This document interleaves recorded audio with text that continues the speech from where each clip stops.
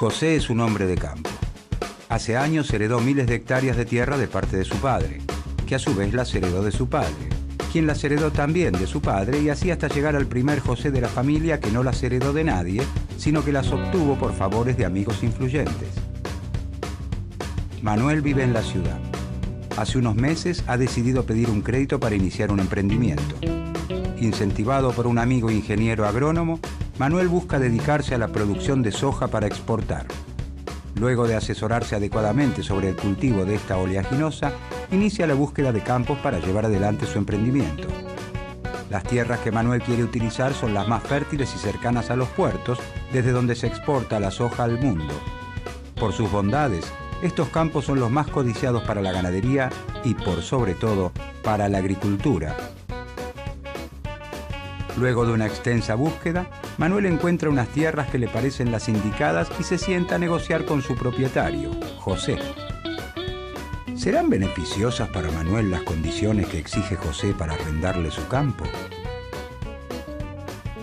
¿Algún exponente de la historia del pensamiento económico podrá ayudarlo con su negociación?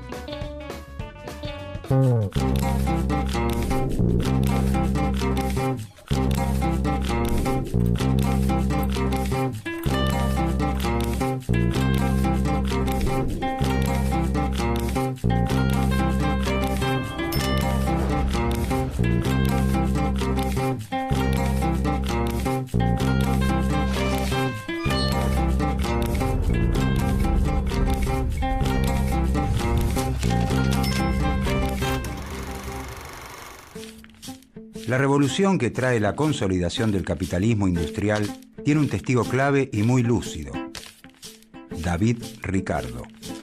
Nace en Londres en 1772. A los 14 años se inicia como agente de bolsa, la misma actividad que realiza su padre. Gracias a esta incursión, logra acumular una fortuna considerable.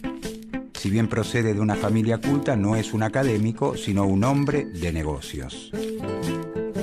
Después de leer La riqueza de las naciones de Adam Smith, se convierte en un apasionado autodidacta de la teoría económica de la época, traducida en su obra cumbre, Los principios de economía, política y tributación, de 1817. David Ricardo es testigo del desarrollo de la fábrica y de la producción maquinizada. Las fuerzas de la revolución industrial se han desatado de forma incontenible. El capitalismo se consolida definitivamente y se impone sobre los vestigios del régimen feudal.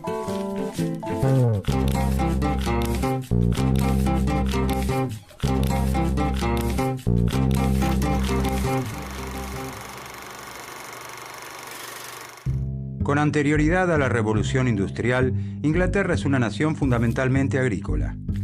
Allí todo se hace a mano. La tierra se cultiva a mano y a mano se fabrican las herramientas para cultivarla.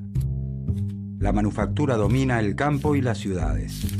Hacia fines del siglo XVIII estalla la revolución industrial con epicentro en Inglaterra y desde allí se difunde hacia el resto de Europa occidental. El cambio en la técnica productiva que la caracteriza genera un gran impacto en la sociedad hasta entonces conocida, no solo en el nivel de producción alcanzado, sino también en las relaciones que establecen los hombres y las mujeres al desarrollar su actividad. Los cambios más importantes que se producen se vinculan con una innovación en la fuerza motriz utilizada.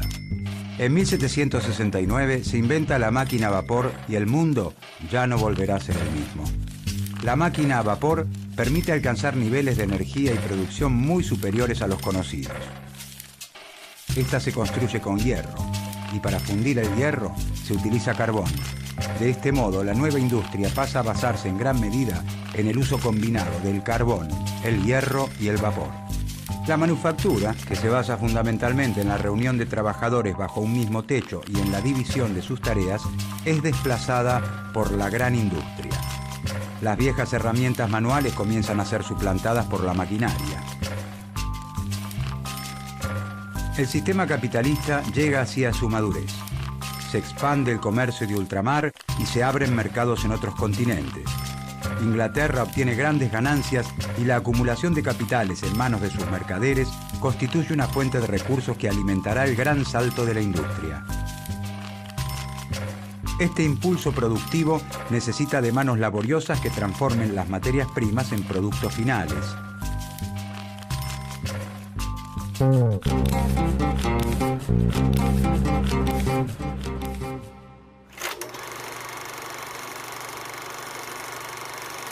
La sociedad estaba compuesta por el campesino, el capitalista y el terrateniente. El campesino trabaja la tierra, el capitalista fabrica telas y el terrateniente vive de la producción de sus campos. Entre 1760 y 1840, el Estado inglés dicta las actas de cercamiento, que hacen obligatorio el cercamiento de las tierras.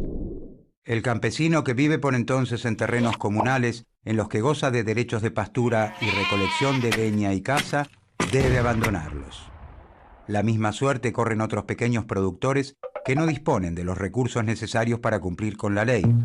Todos ellos son expulsados a las ciudades. El terrateniente implementa las nuevas técnicas de cultivo que generan el aumento de la producción agrícola. Esto le permite prescindir de una gran cantidad de trabajadores en sus campos y abaratar sus costos. Además, con el gran crecimiento en la producción y exportación de textiles de lana, el terrateniente comienza a reemplazar parte de los cultivos por ganadería, actividad que también requiere una menor cantidad de trabajadores. La gran expulsión de campesinos y artesanos empobrecidos de las aldeas da nacimiento a una masa de hombres y mujeres que no dispone de tierras ni de maquinaria. Solo cuentan con su capacidad de trabajo y necesitan venderla para su subsistencia y la de sus familias. De esta manera, se incrementa la disponibilidad de mano de obra para la industria y los servicios. El capitalista se ve favorecido por la gran masa de hombres y mujeres que ofrecen su fuerza de trabajo para subsistir y por la expansión de los mercados. El campesino pasa a trabajar en la fábrica del capitalista. Como el salario que recibe por su fuerza de trabajo no alcanza para la subsistencia de su familia, la mujer y los hijos del campesino también se emplean en la fábrica. El aumento de la producción, ya que se incorporan mano de obra y de nuevas maquinarias, le permite al capitalista expandir sus mercados y acumular capitales. La gran industria modifica también las relaciones sociales de producción. Las máquinas marcan los ritmos de trabajo y esto genera una tarea más parcializada y repetitiva. El campesino y su prole, que ahora trabaja como operaria de una fábrica, pierden de vista el producto final de su trabajo. Se convierten en un engranaje más del sistema. El capitalismo comienza a mostrar su lado más oscuro. Los hombres, mujeres y niños empleados en las fábricas viven en condiciones de miseria extrema. Carecen de una legislación laboral que los proteja, trabajan por extensas jornadas y sin las condiciones de higiene mínimas.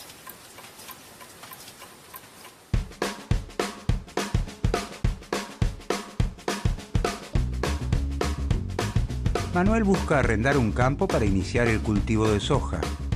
Por eso se sienta a negociar con José. José tiene varias opciones para arrendar sus tierras a productores agropecuarios, por lo que decide sentarse a escuchar la mejor oferta. Si bien la renta que Manuel le ofrece es alta y satisface las expectativas de José, otro productor supera esta oferta y termina arrendando los campos también para producir soja. Esto desmoraliza a Manuel, quien empieza a dudar del éxito de su emprendimiento. ¿Manuel debe insistir con la producción agropecuaria o le conviene buscar otra actividad? Las teorías de David Ricardo podrán ayudar a Manuel.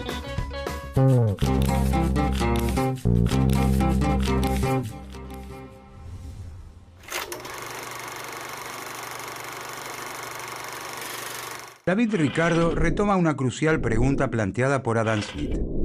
¿Por qué los precios son lo que son? Para responder a este interrogante, Ricardo reconoce dos fuentes del valor de los bienes.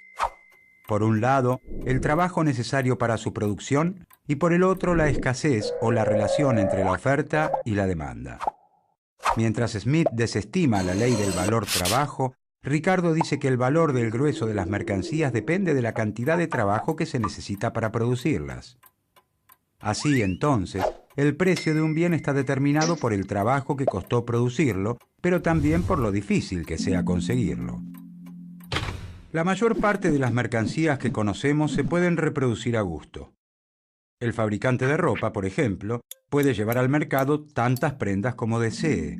Basta con que adquiera las materias primas y contrate a los trabajadores necesarios. El valor de estas mercancías y el de todas las otras que se puedan reproducir sin problemas depende de la cantidad de trabajo que se necesita para producirlas. Cuanto más trabajo requieren, mayor es su precio. En estas mercancías, las fuerzas del mercado pueden hacer subir o bajar el precio de su valor natural determinado por el trabajo incorporado, aunque solo temporalmente. El precio está regido por el trabajo incorporado. Pero existen otras mercancías que tienen características diferentes.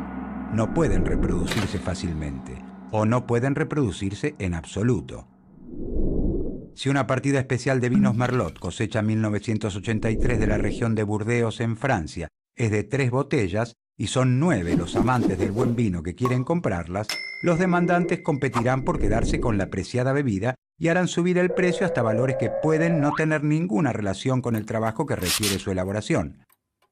En este tipo de bienes, el valor se determina por la escasez. Su valor es totalmente independiente de la cantidad de trabajo necesario para producirlos. Pero estos son solo una pequeña parte del conjunto de bienes que se intercambian diariamente en el mercado. El grueso de los productos puede ser multiplicado mediante el trabajo casi sin ningún límite, por lo que su valor, dice Ricardo, se rige por el trabajo incorporado y luego se divide entre los ingresos de las 3 clases sociales: el salario de los trabajadores, la ganancia de los capitalistas y la renta de los propietarios de la tierra.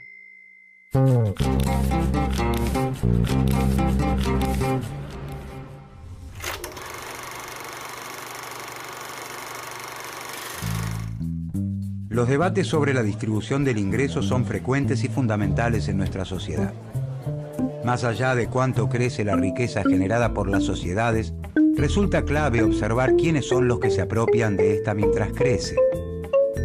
¿Qué porción reciben los trabajadores? ¿Cuánto los capitalistas? ¿Crecen más los salarios o las ganancias? La teoría de la distribución del ingreso es el aporte más original de la obra de Ricardo. Para llegar a ella, utiliza la clasificación de clases introducida por Smith: renta del terrateniente, beneficio del capitalista y salario del trabajador. A Ricardo le interesa fundamentalmente conocer la evolución de estos ingresos en el tiempo a medida que aumenta la población y, en consecuencia, el consumo.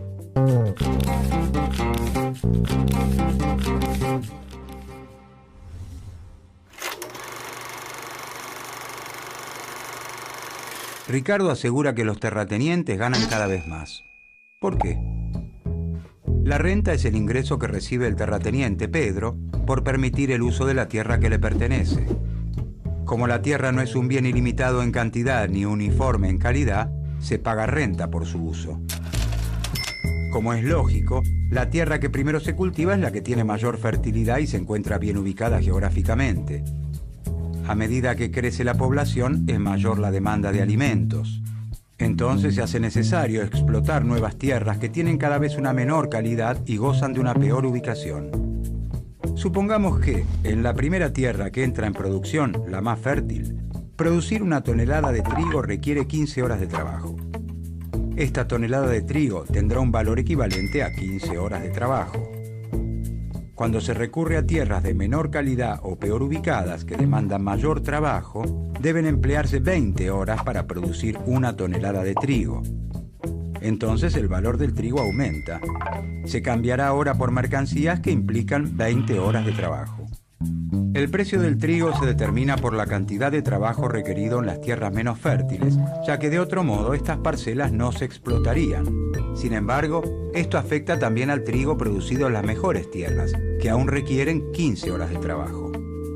El dueño de las mejores tierras en las que se puede producir en 15 horas recibirá un extra de 5 horas de trabajo, dado que el precio será el correspondiente a 20 horas. Esta es la renta diferencial de la tierra. El beneficio extraordinario siempre queda en manos del terrateniente y no del capitalista, que realiza las inversiones en galpones, abonos, cercas y muros necesarios para poner la tierra en producción. Los capitalistas compiten entre sí y el que se beneficia de esta competencia es el terrateniente.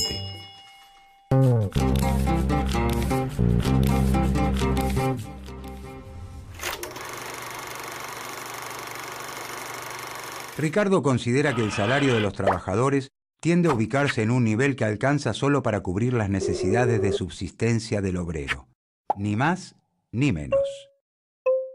Este mínimo de subsistencia depende del precio de los alimentos, de los otros productos necesarios para vivir y de las comodidades para el sostén del trabajador y su familia. Es decir, depende de la idiosincrasia de un país y de su grado de desarrollo, por lo que es más elevado en Inglaterra que en India o México. Según Ricardo, los salarios pueden elevarse transitoriamente por encima de este mínimo, pero esta situación no puede prolongarse. La mejora del nivel de vida de los obreros originaría nuevos nacimientos, lo que aumentaría la competencia entre los trabajadores, reduciendo el salario. En este momento histórico, Carlos, que es obrero, debe gastar la mayor parte de su salario en alimentos. Por lo tanto, el precio del trigo es un determinante central del salario. Cuando crece la población y por lo tanto la necesidad de alimentos, es preciso explotar tierras cada vez menos fértiles. Para que esto ocurra, debe crecer el precio del trigo y en consecuencia los salarios. De otra manera, los trabajadores no lograrían subsistir y los capitalistas no encontrarían quienes trabajasen en sus fábricas. ¿Pero es este salario realmente mayor? ¿Puede el operario comprarse ropa nueva o cenar con vino? Con ese salario mayor, los trabajadores podrán comprar la misma cantidad de alimentos que antes. Su situación no mejora ya que su salario real no se modifica.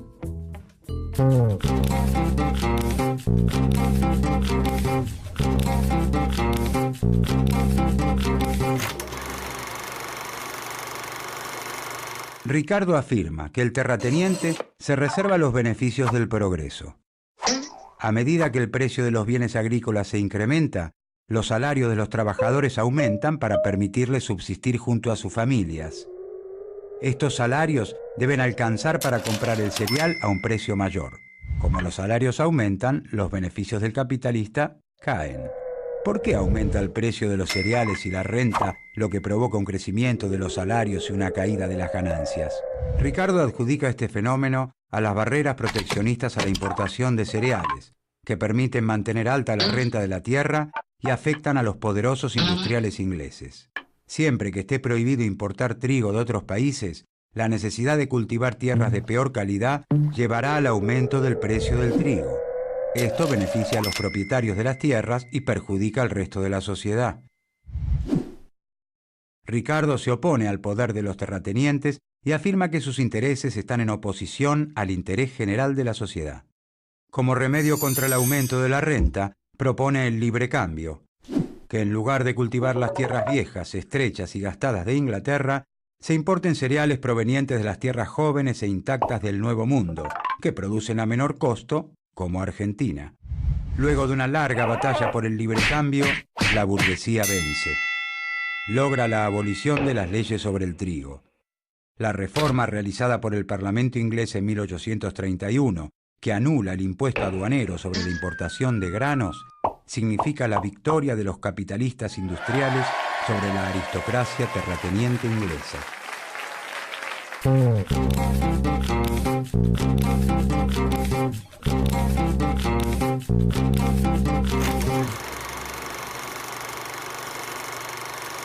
Ricardo hace un aporte relevante al analizar las causas por las que existe el comercio internacional. ¿Por qué los países les compran y venden a otros en lugar de producir ellos mismos todos los bienes que necesitan sus habitantes? Esto se debe a que las naciones cuentan con distintas ventajas para la elaboración de bienes diversos. Si existe libre cambio, es decir, si no hay impuestos y barreras a la importación y exportación, cada país, dice Ricardo, se dedica a aquellas actividades que son más beneficiosas para él. La Argentina de entonces, por ejemplo, se dedica a la producción de bienes primarios para exportación e importa productos industrializados. Inglaterra vendría a ser el taller, Argentina la granja. La inserción internacional de nuestro país lo lleva a explotar sus ventajas comparativas naturales para responder a las necesidades de la metrópoli. Dada la extensión del territorio, su escasa población y el clima adecuado en la región próxima a los puertos, se desarrolla fácilmente la cría de ganado y se extiende el cultivo de cereales. Así, hacia la segunda mitad del siglo XIX, Argentina se incorpora al comercio mundial como un importante exportador de alimentos y materias primas agropecuarias en un modelo de desarrollo conocido como modelo agroexportador.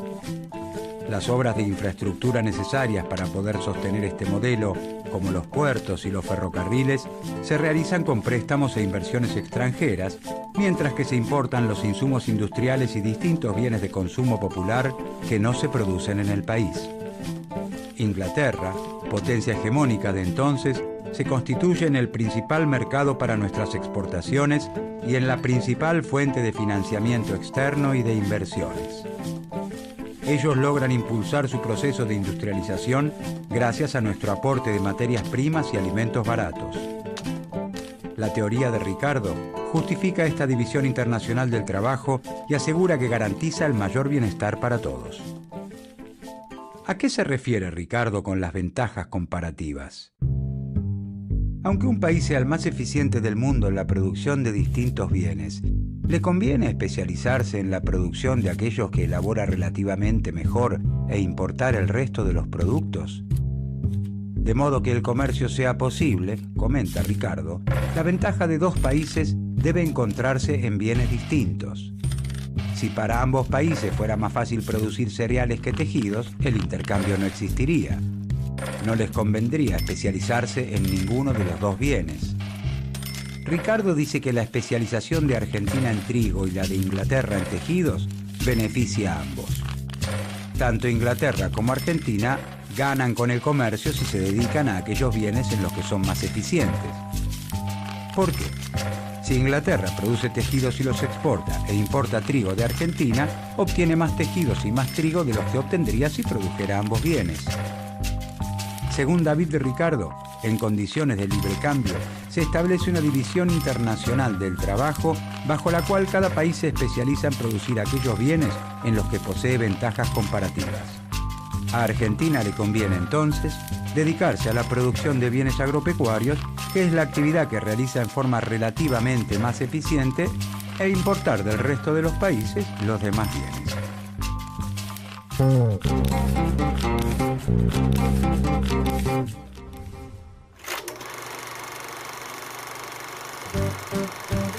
David Ricardo siguió siendo hasta 1870 el mayor inspirador, después de Smith, de la economía política.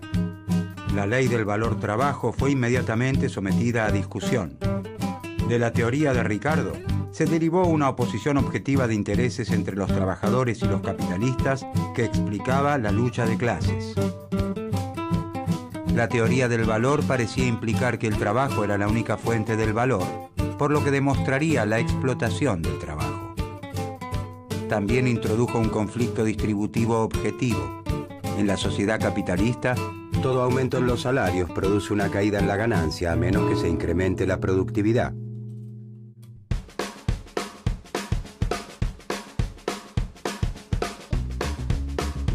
Manuel decide continuar con su emprendimiento sojero. Amplía la búsqueda de terrenos y, ayudado por la expansión de este cultivo, encuentra unas tierras aptas en el norte del país. Como estas tierras no son tan fértiles como las de José y están alejadas de los puertos marítimos, la renta es menor, por lo que Manuel finalmente puede llegar a un acuerdo con el dueño de estas e iniciar el cultivo. Por otro lado, Manuel tiene que invertir más dinero en las diferentes etapas de la producción, ya que las condiciones y ubicación de las tierras lo obligan a realizar un trabajo más arduo.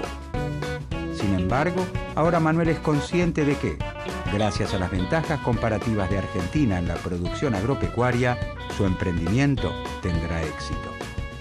Como el precio internacional de la soja se calcula según tierras menos productivas que las de Manuel, él sabe que una buena producción le asegura ganancia.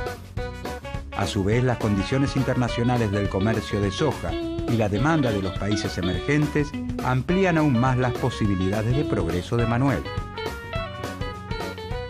Mientras tanto, desde su campo, José el terrateniente hace cuentas en silencio y disfruta de los beneficios extraordinarios que sus tierras heredadas le proporcionan en un país donde la actividad agropecuaria marca el ritmo de la economía.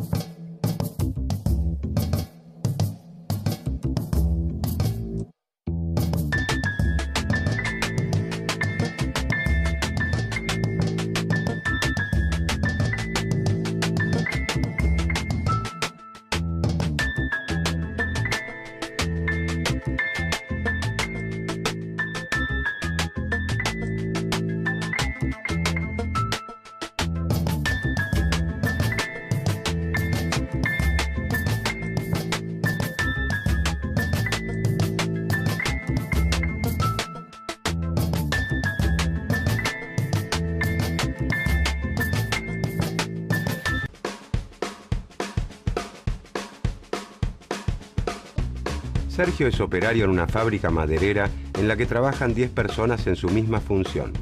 Gracias a las máquinas compradas por Juan Martín, el empresario, producen 5.000 sillas por mes.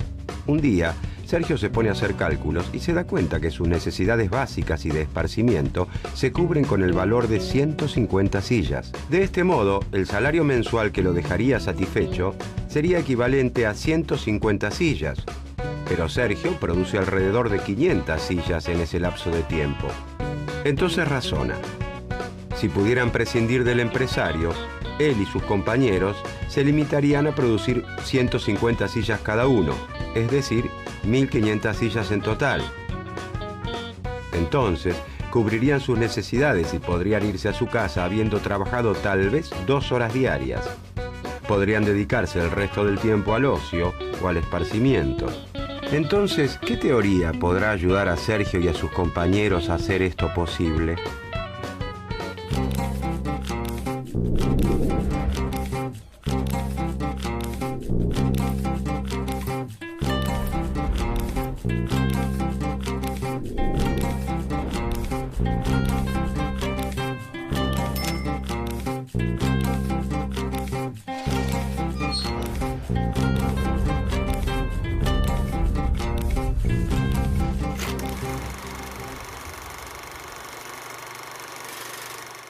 Carlos Marx es uno de los intelectuales más importantes y polémicos de la historia. Nace en Treveris, una ciudad de la actual Alemania, en 1818, en el seno de una familia judía de clase media alta. Estudia Derecho y Filosofía en las universidades de Bonn y Berlín y desde muy joven participa en la vida política alemana. El compromiso político estará presente a lo largo de toda su obra. Buscando comprender al capitalismo, lee, reproduce y comenta las obras de Hegel, Hume y Locke. En 1844 toma contacto con organizaciones de trabajadores industriales y adhiere al comunismo, una vertiente del socialismo que cree que el proletariado llevará a la sociedad a una nueva etapa, aboliendo las relaciones capitalistas de producción y con ellas las clases sociales. Hacia 1845, perseguido por el gobierno prusiano, Marx emigra primero a París y luego a Bruselas.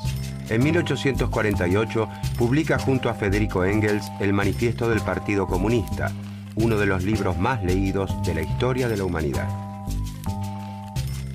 Deportado, en 1849 se instala en Londres, donde se dedica a estudiar economía, fundamentalmente a los economistas clásicos Smith y Ricardo, mientras vive en la pobreza. Después de consagrarle más de 14 años de estudio, Marx publica en 1867 el primer tomo de El Capital, Crítica de la Economía Política. En El Capital, Marx explica el mundo de la época estudiando cómo se producen y distribuyen los bienes para satisfacer las necesidades humanas y cómo lo hicieron otras sociedades a lo largo de la historia.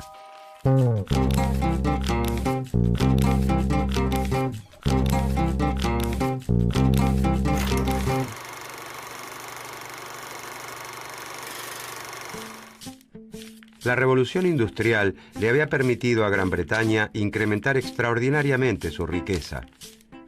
En ese camino también estaban los Estados Unidos y las principales potencias del continente europeo. Pero a mediados del siglo XIX en Inglaterra, donde se vislumbra el mundo por venir, la prosperidad no llega a las clases bajas.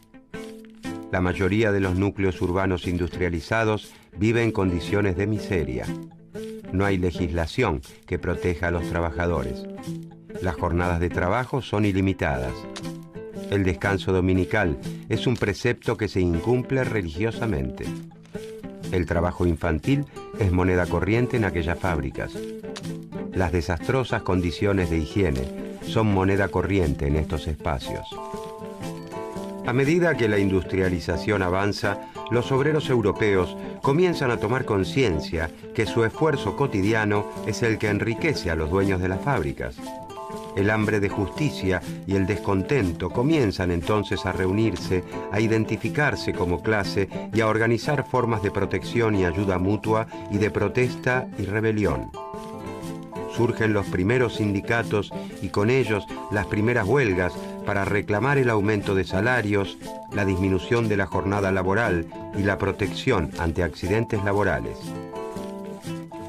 En 1864 se crea en Londres la primera Asociación Internacional de Trabajadores, conocida como la Primera Internacional.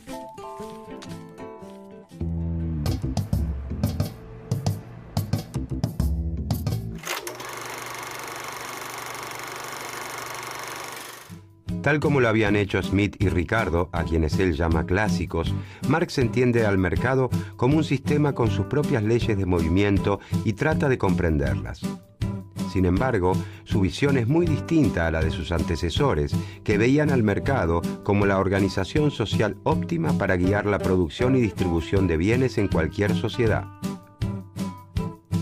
Marx comprende que el mercado es la principal institución de un orden social, el capitalismo, y que éste, como todos los órdenes sociales previos, tuvo un origen que debe explicarse y un fin que puede deducirse de su propio funcionamiento. En el capitalismo, las decisiones de producción, empleo o comercio ya no están dictadas por ningún faraón, emperador o autoridad religiosa, sino por la actividad autónoma y desorganizada de empresarios que toman sus decisiones buscando obtener la mayor ganancia posible. Para ello, contratarán trabajadores que deberán producir de acuerdo a lo que decida el empresario, ya que en su gran mayoría no cuentan con más alternativa que vender su propia fuerza de trabajo para subsistir. Marx escribe mucho más que un tratado de economía. Lo que pretende es desarrollar una herramienta para la liberación de los trabajadores de todas las cadenas del sistema capitalista, en el que no solo son explotados, sino que constantemente limita su capacidad de desarrollo intelectual y afectivo.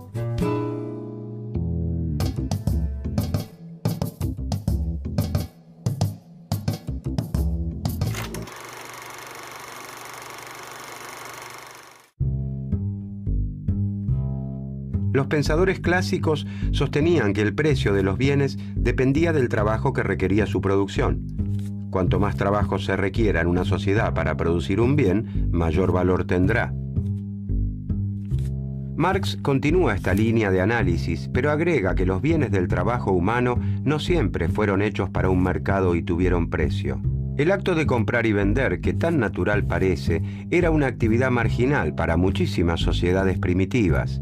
De allí que para Marx, el elemento fundamental de la economía capitalista es la mercancía. Mercancía no es sinónimo de producto o de bien. Los productos y los bienes, las cosas útiles, han existido en todas las sociedades. Mercancía es todo bien que tiene un valor de uso y un valor de cambio. La mercancía es un valor de uso porque resulta útil y un valor de cambio porque se produce con el objeto de la venta. El lavarropas, que exhibe la casa de electrodomésticos, la mesa, que se vende en una mueblería, los cosméticos del catálogo que nos muestra una compañera de trabajo, todas son mercancías. El dinero desempeña un rol muy importante aquí, ya que actúa como un equivalente universal que traduce el valor de cambio de todas las mercancías y permite conservar y acumular ese valor a lo largo del tiempo. Existen muchos objetos útiles que no son mercancías.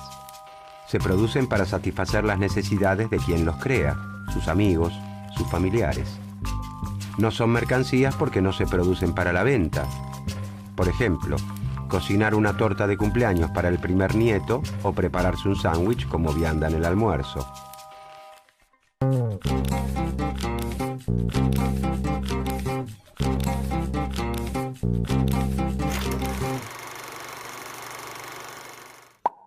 ¿Por qué 2 lapiceras que cuestan 15 pesos cada una pueden cambiarse a través del dinero por una remera que cuesta 30 pesos? Si las comparamos, las mercancías son todas distintas, satisfacen necesidades diversas. Una lapicera tiene la utilidad de permitirnos escribir, una remera la de vestirnos. Para que exista el deseo de cambiarlas entre sí a través del dinero, los valores de uso deben ser distintos. No tendría sentido cambiar una remera por otra. Queremos cambiar remeras por lapiceras. Todas las mercancías se igualan en el intercambio o compra-venta. Si una lapicera cuesta 15 pesos y una remera cuesta 30 pesos, dos lapiceras son iguales en algo a una remera. ¿Por qué la remera se iguala a dos lapiceras y no a 5 o a 15? Porque tienen algo en común y de la misma magnitud. Marx afirma que existe una sustancia que las iguala aunque no la podamos ver. Y esa sustancia, según Marx, es el trabajo humano. Los trabajos para fabricar remeras o lapiceras, por más diferentes que sean en lo concreto, pueden reconocerse como trabajo en general o trabajo abstracto. El trabajo humano abstracto es el gasto de músculos, nervios y cerebro que se realiza en la actividad laboral. Cuando dos valores de uso se igualan como mercancía, dejan de lado sus cualidades materiales diversas y los trabajos concretos que le dieron origen y queda en pie una única característica. Todas las mercaderías son la materialización de cierta cantidad de trabajo humano abstracto. Cuanto más trabajo humano abstracto se necesita para producir un bien o servicio, mayor valor tendrá como mercancía. El valor de la mercancía, dice Marx, depende del tiempo de trabajo socialmente necesario para la producción, determinado por la situación promedio de la técnica en esa industria. No depende del tiempo particular que se destinó a la producción de una mercancía específica, sino del promedio social. Si el promedio de tiempo socialmente aceptado para fabricar una lapicera es de 15 minutos y los trabajadores de una empresa la confeccionan en 20 minutos, la lapicera seguirá costando 15 pesos por unidad. Pero se habrá incrementado en este caso el costo de producción, porque deberá pagar mayores salarios que lo que paga en promedio la industria y, por lo tanto, ese empresario verá reducida su ganancia.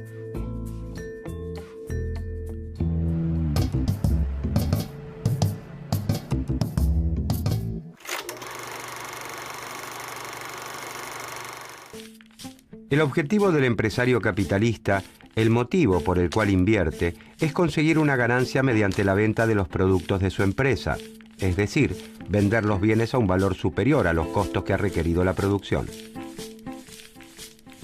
Marx afirma que en el sistema capitalista, la producción implica la explotación del trabajador por parte del capitalista. No importa que un patrón individual pague buenos salarios, participe de actividades de beneficencia o que sea una buena persona, padre afectuoso o amigo entrañable. En tanto capitalista, es un explotador, porque paga a sus trabajadores apenas una parte de lo que ellos producen. Para Marx, en una economía donde no existiera la división de clases entre capitalistas y trabajadores, en la que todos fueran productores independientes dueños de sus herramientas, el trabajador recibiría todo el producto de su esfuerzo. El panadero, el herrero y el zapatero cambiarían sus mercancías por dinero para inmediatamente conseguir las mercancías que necesitaran, y las mercancías que obtendrían tendrían la misma cantidad de trabajo incorporado que la suya. Así, según la teoría de Marx, si para fabricar una puerta se requiere un día de trabajo y para un par de zapatos alcanza con media jornada, el zapatero debería entregar 2 pares de sus calzados para que el carpintero le entregue la puerta.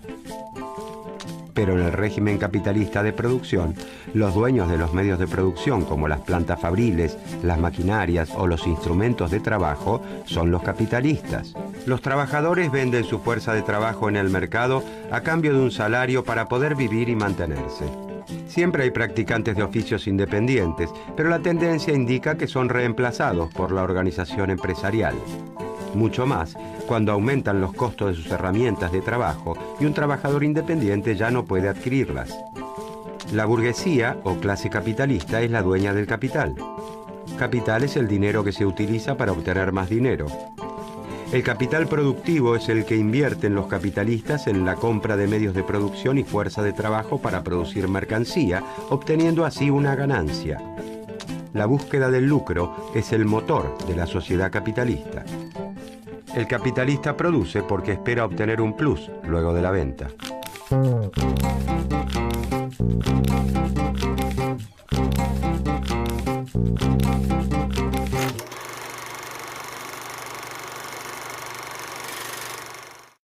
Para producir sus mercancías, venderlas en el mercado y obtener una ganancia, el capitalista destina parte de su capital, llamado por Marx capital constante, a adquirir maquinarias e instrumentos de trabajo y otra, denominada capital variable, a contratar obreros. Para que el capitalista pueda contratar un obrero, el trabajador debe poder disponer libremente de su fuerza de trabajo y no poseer máquinas ni materias primas. El trabajador solo cuenta con su fuerza de trabajo para vender en el mercado y garantizar así su subsistencia. El salario que el capitalista le paga al trabajador es entonces el precio de la fuerza de trabajo. El valor de cambio de una mercancía está dado por el trabajo que a una sociedad le cuesta reproducirla. Consecuentemente, el valor de la fuerza de trabajo equivale a lo que un obrero necesita para mantener sus fuerzas y poder volver a trabajar al mes siguiente. El valor de la fuerza de trabajo se obtiene sumando los costos en alimento, vestido, vivienda, salud y educación necesarios para que un trabajador conserve sus fuerzas, mantenga a su familia y, sobre todo, continúe trabajando. Sin embargo, para Marx, la fuerza de trabajo no es una mercancía como todas las demás, sino que tiene una característica única, la capacidad de crear valor. Las máquinas o hasta los robots más modernos y sofisticados no tienen la capacidad de crear valor, según la teoría de Marx, sino que transmiten a la mercancía parte de su valor de acuerdo al desgaste que sufren en la producción. Solo los seres humanos tenemos la capacidad de crear valor. Entonces el empresario le compra al obrero la capacidad de trabajar por el tiempo que dure la jornada de trabajo a cambio de un salario. Sin embargo, el valor total de todas esas mercancías que obtiene el capitalista es mucho mayor que el salario recibido por el trabajador. La diferencia entre el valor creado por el trabajador y el valor que se le paga como salario es la medida de la explotación, llamada por Marx plusvalía. La plusvalía es la parte no pagada del trabajo del obrero que se apropia el empresario. En esa explotación se basa, según Marx, la ganancia.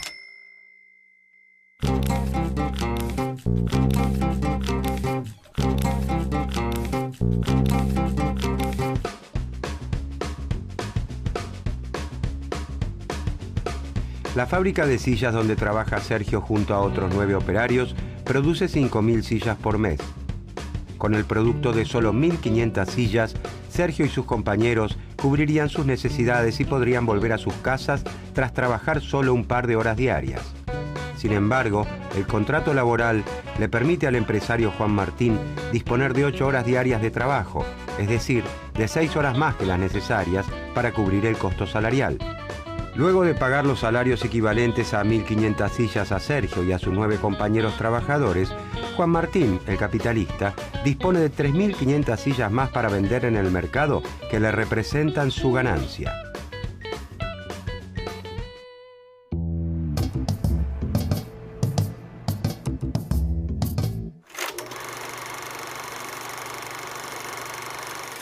El capitalista obtiene su ganancia solo cuando vende las mercancías producidas.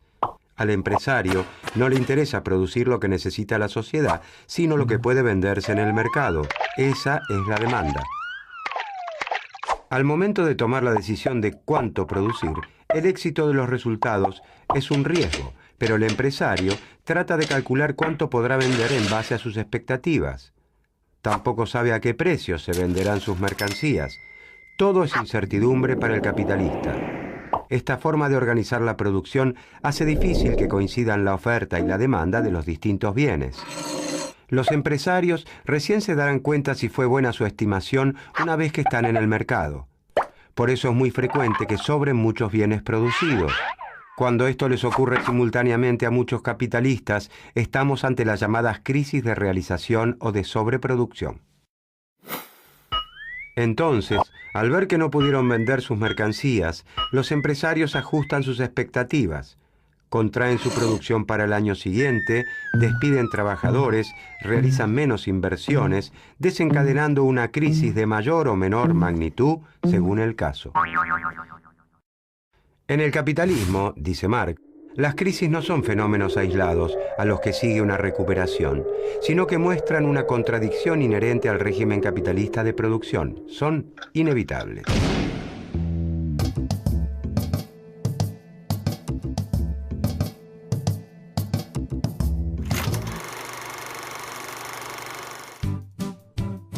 Marx es un gran analista de la sociedad capitalista. Percibe la potencia productiva del capitalismo junto con la desigualdad creciente que engendra mientras se desarrolla. Reconoce que el sistema funciona a la par del enfrentamiento de grupos antagónicos. Los conflictos y tensiones sociales adquieren un rol central en su análisis. Para Marx, la paz y la supuesta armonía social que ve el teórico Adam Smith son ficticias. Donde hay relaciones de dominación, habrá inevitablemente conflicto. En esta lucha, la clase dominante pugna por mantener su situación de dominio, mientras la dominada lucha por liberarse de la explotación. Este conflicto, para Marx, es el motor de la historia. La sociedad se transforma por la lucha de clases. De este modo, en la sociedad capitalista, los trabajadores están destinados a ser los sepultureros del capitalismo. Si bien las interpretaciones marxistas acerca de cómo ocurriría el fin del capitalismo son muchas, Marx, personalmente, se dedicó a explicar en qué elementos del sistema se hallaban las contradicciones y se negó a hacer futurología. Después de Marx, ya no puede hablarse de un orden natural en la economía como lo presentaban los clásicos. Su análisis histórico y político impregnará completamente el estudio de la economía de aquí en adelante.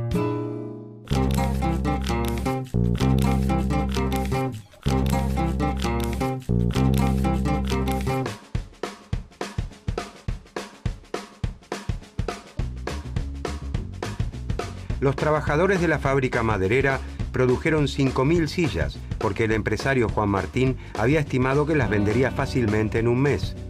Juan Martín se sentó a esperar las ganancias y el mercado lo sorprendió. La demanda efectiva fue de 6.000 sillas. Como primera medida, Juan Martín anuncia que venderá su producto a un precio más alto y para el próximo periodo anuncia que fabricará 6.500 sillas.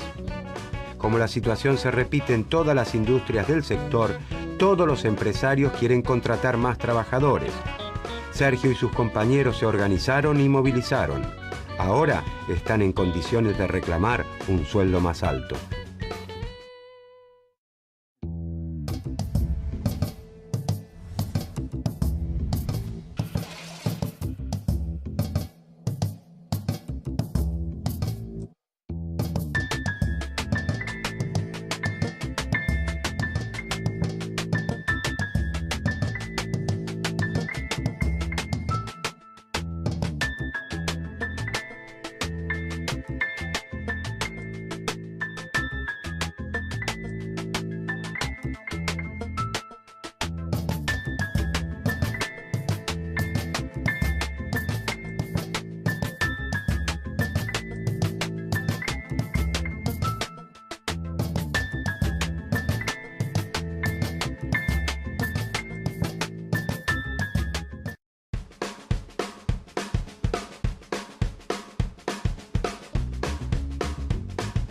Carlos vende butacas de bebé para auto en Argentina y quiere comprarlos donde sean más baratos, de modo que su ganancia comercial sea lo más alta posible. La fábrica de butacas de bebé para auto de Italia, con mayor tamaño, equipamiento moderno y tradición industrial, produce con costos relativamente bajos y puede vendérselas a Carlos a 300 pesos cada una y así obtener una ganancia. La fábrica argentina, que no cuenta con equipamiento de última generación, no alcanza el mismo nivel de eficiencia, sus costos de producción son mayores y no puede vendérselas a Carlos a menos de 500 pesos para obtener una ganancia. Carlos, buscando comprarla lo más barato posible para ganar el máximo con la reventa, optará por comprarlas en Italia. Carlos piensa en su beneficio comercial. ¿Puede el Estado argentino tomar alguna medida para revertir esa lógica comercial y favorecer el desarrollo de su industria? ¿Qué pensador puede aportar alguna solución al conflicto?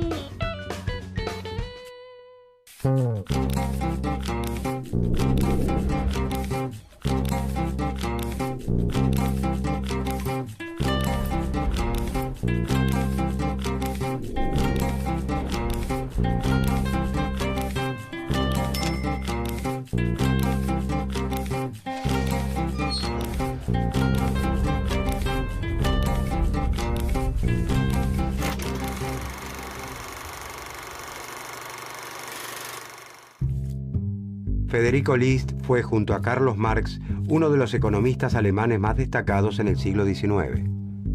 Nace en 1789 en Württemberg, uno de los muchos reinos en los que Alemania se había fragmentado desde mediados del siglo XVII.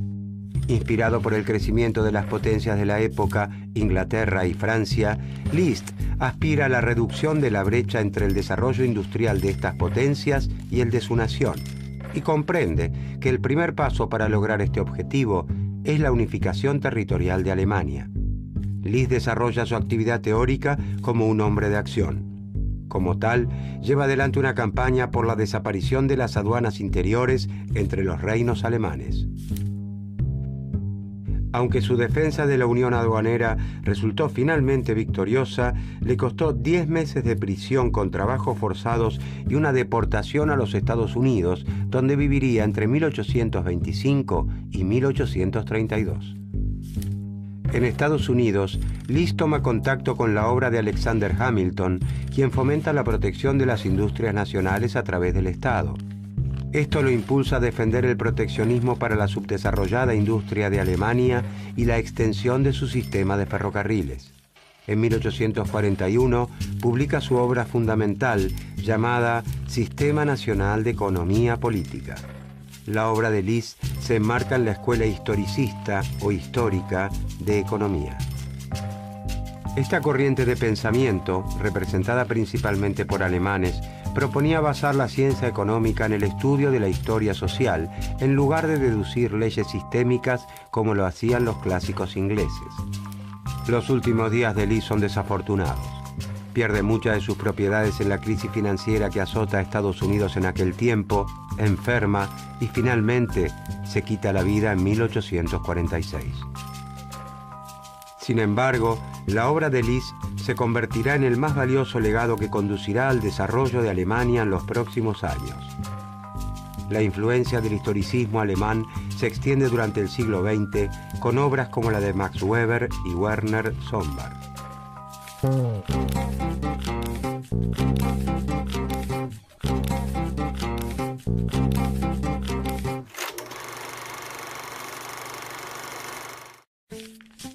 Desde los inicios de la Revolución Industrial, el Reino Unido y Francia contaron con territorios consolidados y aún con colonias de ultramar para desarrollar sus mercados. Los territorios vinculados por el idioma alemán, en cambio, se hallaban fragmentados en 39 reinos independientes que constituían, desde 1815, la Confederación Germánica. La constante puja por el predominio de la Confederación entre sus dos principales miembros, el Reino de Prusia y el Imperio Austríaco, debilitaba a los reinos más pequeños y demoraba de forma notable la conformación de Estado-nación modernos. En 1834, y bajo la influencia de Prusia, se crea una unión aduanera o Zollverein, a la que se suman todos los reinos de la Confederación, excepto Austria. Los integrantes de esta unión mantienen sus fronteras, pero reducen las barreras arancelarias entre sí, de modo que se fomentan los vínculos económicos y se gana cierta cohesión política entre ellos. La unidad alemana se consolida en 1871, tras dos guerras que unifican a los reinos de la Unión bajo la hegemonía de Prusia, constituyendo el Imperio alemán y excluyendo definitivamente a Austria del conjunto. Por lo tardío de su unidad, Alemania se industrializa con un retraso importante frente a las potencias económicas de la época, aunque contando con importantes elementos a su favor: cuantiosos recursos naturales, una fuerte tradición en la confección de manufacturas y un sistema educativo avanzado con bajas tasas de analfabetismo. En 1835 se inicia la construcción de ferrocarriles y el desarrollo de industrias siderúrgicas y mecánicas.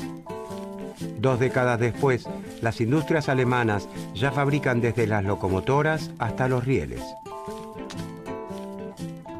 Con la expansión de las industrias pesadas, se genera la infraestructura necesaria para el desarrollo de las manufacturas destinadas al consumo, y mucho antes de iniciarse el siglo XX, ya es claro que Alemania vive el proceso de industrialización más exitoso de Europa continental. Este notable crecimiento no se produce espontáneamente, sino a través de un fuerte impulso de la industria pesada por parte del Estado, que también protege con aranceles a las manufacturas domésticas destinadas al consumo.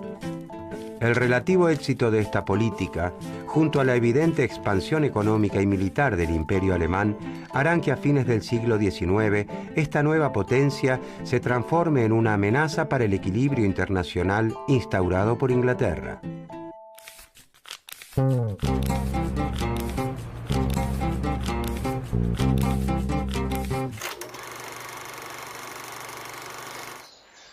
Los economistas suelen realizar supuestos acerca de la realidad social construyendo un modelo simplificado de la misma que permite analizar solo algunos de sus aspectos tomándolos de forma aislada. Este procedimiento es similar al que se realiza en las ciencias naturales, cuando se eligen los elementos que se utilizarán para un experimento y se los aísla en un entorno que cumple ciertas condiciones. Los modelos son a veces útiles para el análisis de aspectos particulares de la realidad social, ya que en este campo los experimentos no tienen sentido científico. Sin embargo, cuando los supuestos se encuentran alejados de la realidad, los análisis pierden sentido y las conclusiones derivadas de ellos fracasan en explicar lo que pretendían. Los historicistas reclaman una mayor aproximación de la teoría económica a la realidad social y critican la elevada abstracción de la ciencia económica tal como la practican los clásicos del Reino Unido. Afirman que los fenómenos sociales están interrelacionados por naturaleza y por lo tanto solo pueden entenderse como una unidad. De este modo, consideran que no es posible comprender la economía sin estudiar, por ejemplo, la historia, la política y la geografía concretas donde los procesos económicos ocurren. Los historicistas se oponen también a la pretensión de establecer leyes económicas universales que ven reflejadas en autores como Adam Smith. Afirman que si bien es posible identificar ciertas regularidades económicas, debe quedar en claro que su validez no es universal, sino que dependen de las condiciones históricas y geográficas en las que actúan. La escuela histórica alemana también discute con los clásicos la suposición de que los seres humanos solo se mueven como agentes individuales movidos por su interés personal. Los historicistas sostienen, en cambio, que los móviles de la actividad humana son variados, múltiples y complejos. No solo nos conducimos por la búsqueda del enriquecimiento, el interés personal y el egoísmo, sino también, por ejemplo, por la vanidad y el éxito. Incluso existen móviles más desinteresados, como la solidaridad ante el sufrimiento del prójimo y el deseo de ser útiles a la sociedad. Aislar solo uno de estos móviles para los historicistas es exponerse a conclusiones erróneas. Incluso suponiendo que el hombre busque ante todo su interés personal, es evidente que son muy pocos aquellos que pueden conocer acabadamente qué es lo que más les conviene. ¿Cuántas veces tomamos decisiones contra nuestro propio interés?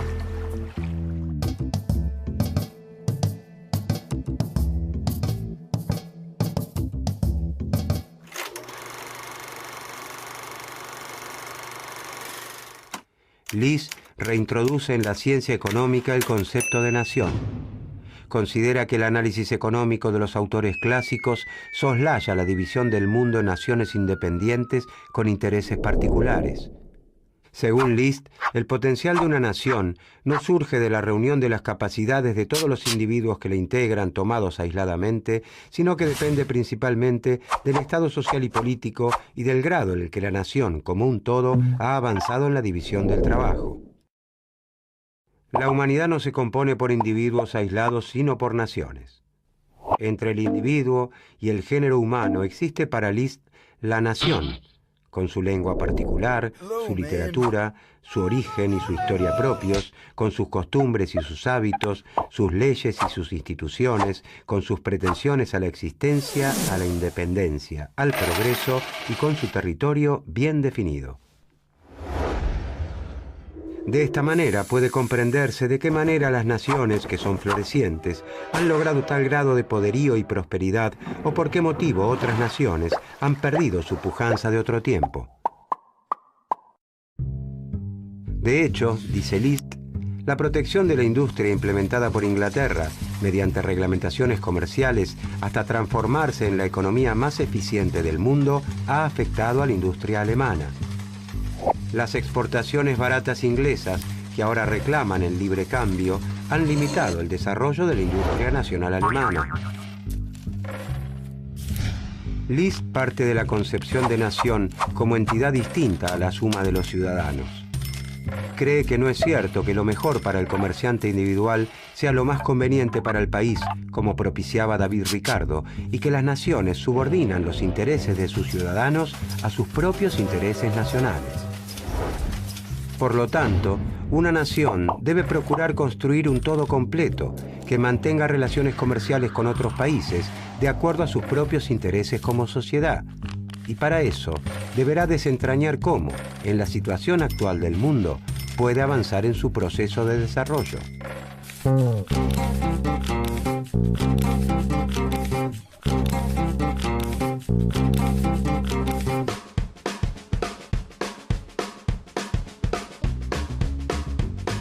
Carlos, el comerciante nacional, está decidido a comprar las butacas de bebés para autos fabricadas en Italia, que se ofrecen a 300 pesos cada una, contra los 500 pesos que le cotiza la fábrica nacional.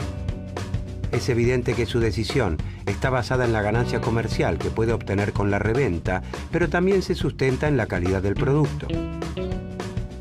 Pero entonces, el Estado argentino decide apoyar las actividades relacionadas con la seguridad vial y se propone desarrollar las industrias nacionales relacionadas con esa política que quiere atender. No es un cambio que se dará inmediatamente, pero se supone que, disponiendo de un mercado más grande y ganando escala de producción, la producción nacional va a ir mejorando. Por eso, como primera medida, el Estado argentino cobra un impuesto a las butacas importadas de 300 pesos. El precio de las butacas italianas aumenta a 600 pesos.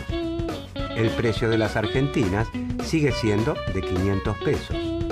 Carlos elige las butacas nacionales por el precio, pero está disconforme cuando compara la calidad del producto local con la del importado.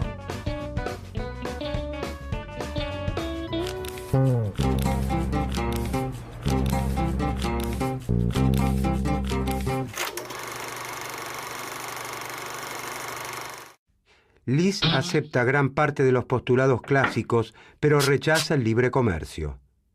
Cree que los países que tienen potencial para explotar y fortalecer sus industrias deben abrazar el proteccionismo. Solo con la intervención del Estado puede alcanzarse una industria manufacturera perfeccionada, una marina mercante considerable y un vasto comercio exterior. List dice que el libre comercio es muy conveniente para los países atrasados y sin potencial de desarrollo. También para un país como Inglaterra, que ya ha alcanzado la madurez industrial. Los pensadores ingleses Adam Smith y David Ricardo propician el libre comercio porque luego de utilizar impuestos a las importaciones y restricciones a la navegación, Inglaterra había logrado alcanzar tal capacidad manufacturera y de transporte por mar que ninguna otra nación del mundo podía hacerle competencia. Desde esa posición del liderazgo mundial, los pensadores ingleses alentaban a la especialización de las naciones en aquellos bienes que elaboran mejor. De esta manera, cuando cada país se especializa en lo que hace de forma relativamente más eficiente e importa el resto de los bienes, se establece una división internacional del trabajo que beneficia a todas las naciones.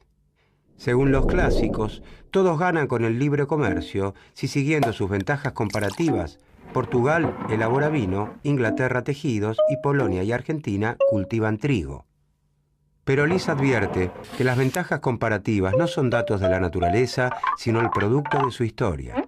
Por ejemplo, hacia principios del siglo XIX, Portugal se especializa en la elaboración de vino, Inglaterra en tejidos y Argentina y Polonia en la producción de trigo. Pero ¿debe Portugal especializarse en vinos, que es lo mejor que sabe hacer en este momento?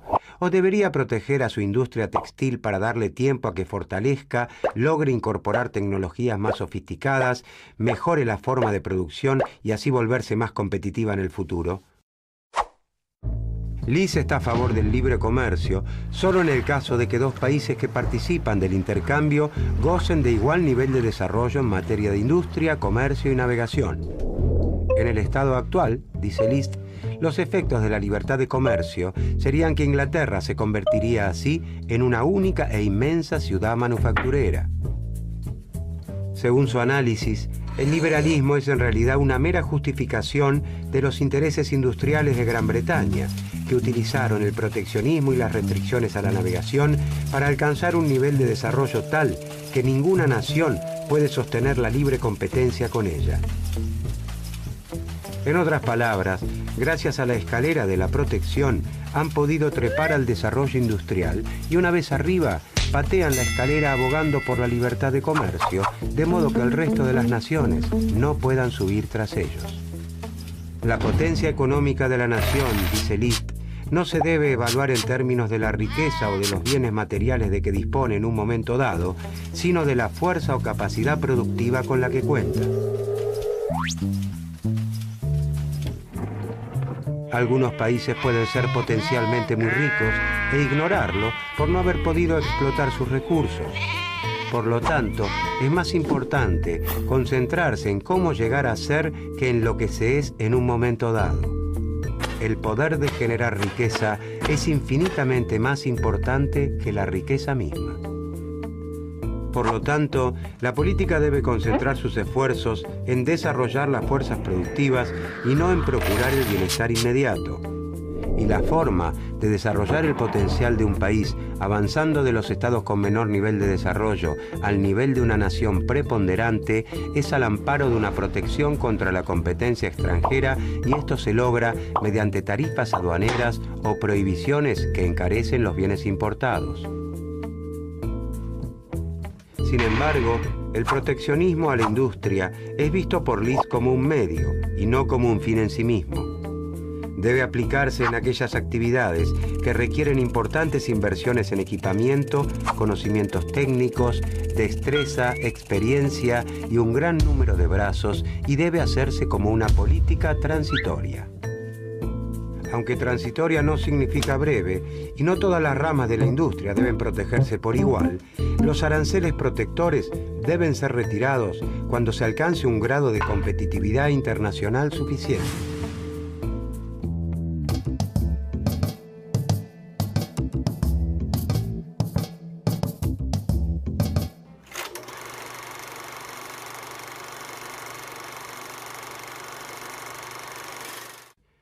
La obra de List ejerce una influencia muy importante en los países que buscan industrializarse y no quedar rezagados frente a los más avanzados. Influye en el pensamiento orientado al desarrollo manufacturero y de protección a las industrias incipientes de Estados Unidos y Alemania a fines del siglo XIX e incluso de Japón y Corea ya en el siglo XX. Como pensador, List ocupa un lugar destacado en las historias latinas y alemanas del pensamiento económico, pero prácticamente no aparece en las historias del pensamiento económico escritas por autores anglosajones. Los historicistas llegan como conclusión a la necesidad del intervencionismo. Piden que el Estado tenga un rol activo para desarrollar la economía nacional y proteger a las ramas productivas aún inmaduras que no pueden enfrentar la competencia con industrias ya desarrolladas. Gracias a sus postulados, la economía alemana logra su desarrollo en virtud de políticas intervencionistas y proteccionistas. Los historicistas sostienen la importancia del conocimiento histórico y cultural, atacando el método puramente lógico, la elevada abstracción y la falta de realismo de los economistas clásicos. Su permanente demanda de más estudios empíricos les confiere plena actualidad.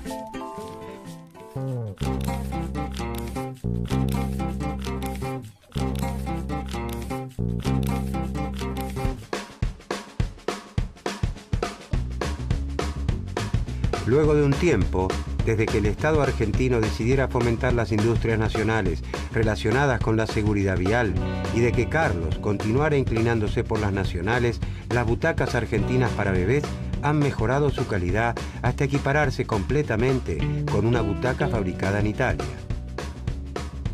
El incremento en la producción de butacas argentinas le ha permitido a la industria nacional ganar eficiencia, incorporar tecnología y equipamiento y reducir el costo de producción.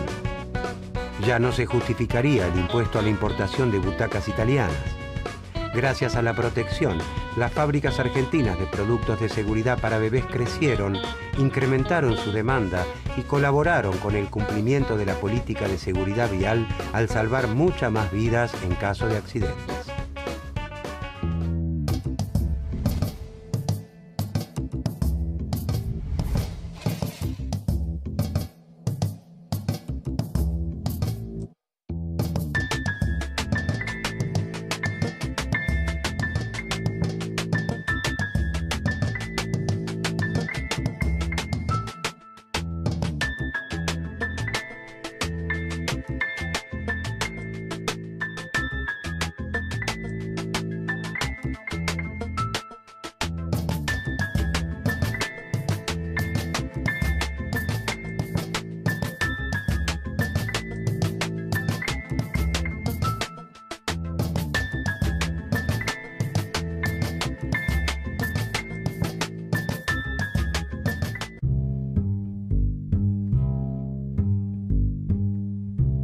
En la siderúrgica Tubos, los obreros y su dueño mantienen un conflicto salarial. Jorge, en representación de los obreros, reclama un aumento de salarios y para eso expone su razonamiento ante Luis, el dueño de Tubos. Jorge razona basándose en la obra de Karl Marx. Afirma que cada metro de caño vendido por la empresa es el producto de horas y horas de trabajo, su trabajo y el de sus compañeros. Sin embargo, solo una parte de la facturación mensual de la empresa se destina al pago de salarios. Además del costo de los insumos y la infraestructura, un enorme porcentaje es disfrutado por Luis como ganancia. Jorge afirma que las ganancias de Luis son producto de la explotación del trabajo y que en un orden social más justo, el total de los ingresos de la empresa deberían corresponderle a él y a sus compañeros. Luis, el dueño de Tubos, no está de acuerdo con el análisis de Jorge y le dice que el razonamiento de Marx ha quedado obsoleto, que existe una teoría superadora de los clásicos y de las críticas de Marx, el pensamiento marginalista. Pero, ¿quiénes son los marginalistas y cuáles son sus grandes aportes al pensamiento económico?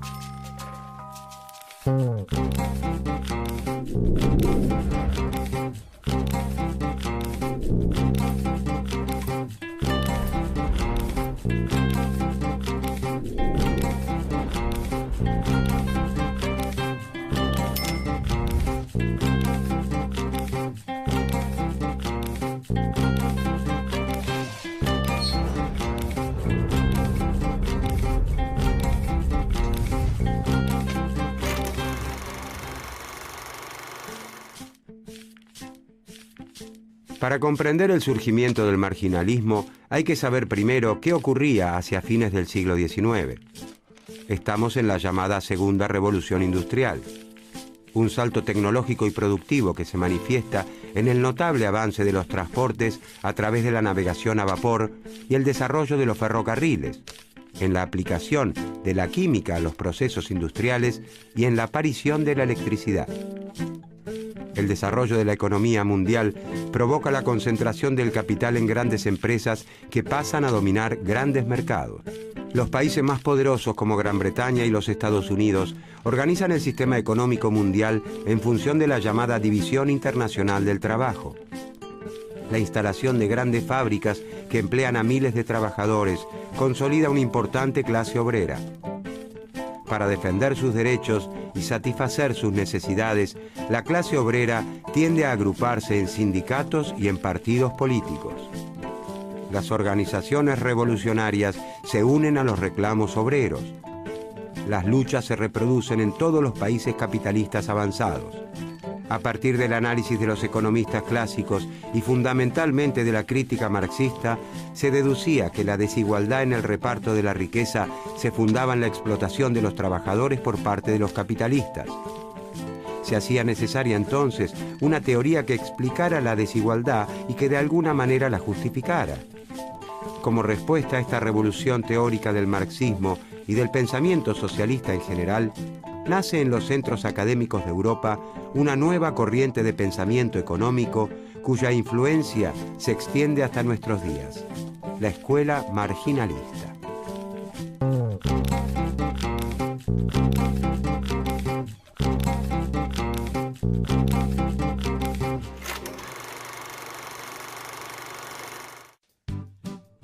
La escuela marginalista nace a fines del siglo XIX en Europa con la publicación casi simultánea de las obras del francés Léon Walras, el inglés Stanley Evans y el austríaco Karl Megger. Sin embargo, es el economista inglés Alfred Marshall quien hacia 1890 publica sus principios de economía y concreta la consagración del marginalismo al sistematizar el trabajo de los tres pioneros, integrarlos con los aportes de los grandes pensadores clásicos e instalarlo en Inglaterra. También se conoce a esta corriente de pensamiento como escuela neoclásica, buscando señalar una continuidad con los primeros grandes pensadores de la economía. Sin embargo, la revolución marginalista busca alzarse contra el sistema clásico y sus implicancias políticas. Es más parecido a un quiebre que a una continuidad. Marshall se transformaría en el primer intelectual en sustituir a David Ricardo como exponente indiscutido de la teoría económica británica. Su obra llega a imponer una nueva visión dominante de la economía. Con el correr de las décadas, las academias de economía de casi todos los países occidentales pasarían a cultivar una ciencia única, a utilizar un mismo lenguaje. La expresión economía política se reduce solo a economía. La política no solo desaparece como palabra, también se excluye del análisis los conflictos de intereses y la explotación que ocupaban un lugar central para los socialistas. Los marginalistas reinventan la ciencia económica sobre fundamentos que eliminan las referencias al conflicto social. Precisamente, el recrudecimiento de los conflictos en las calles y en las fábricas hace que los ambientes académicos, políticos y culturales se muestren especialmente receptivos a abrazar una nueva teoría en la que no existen oposición de intereses entre capitalistas y trabajadores, sino que rige la armonía social.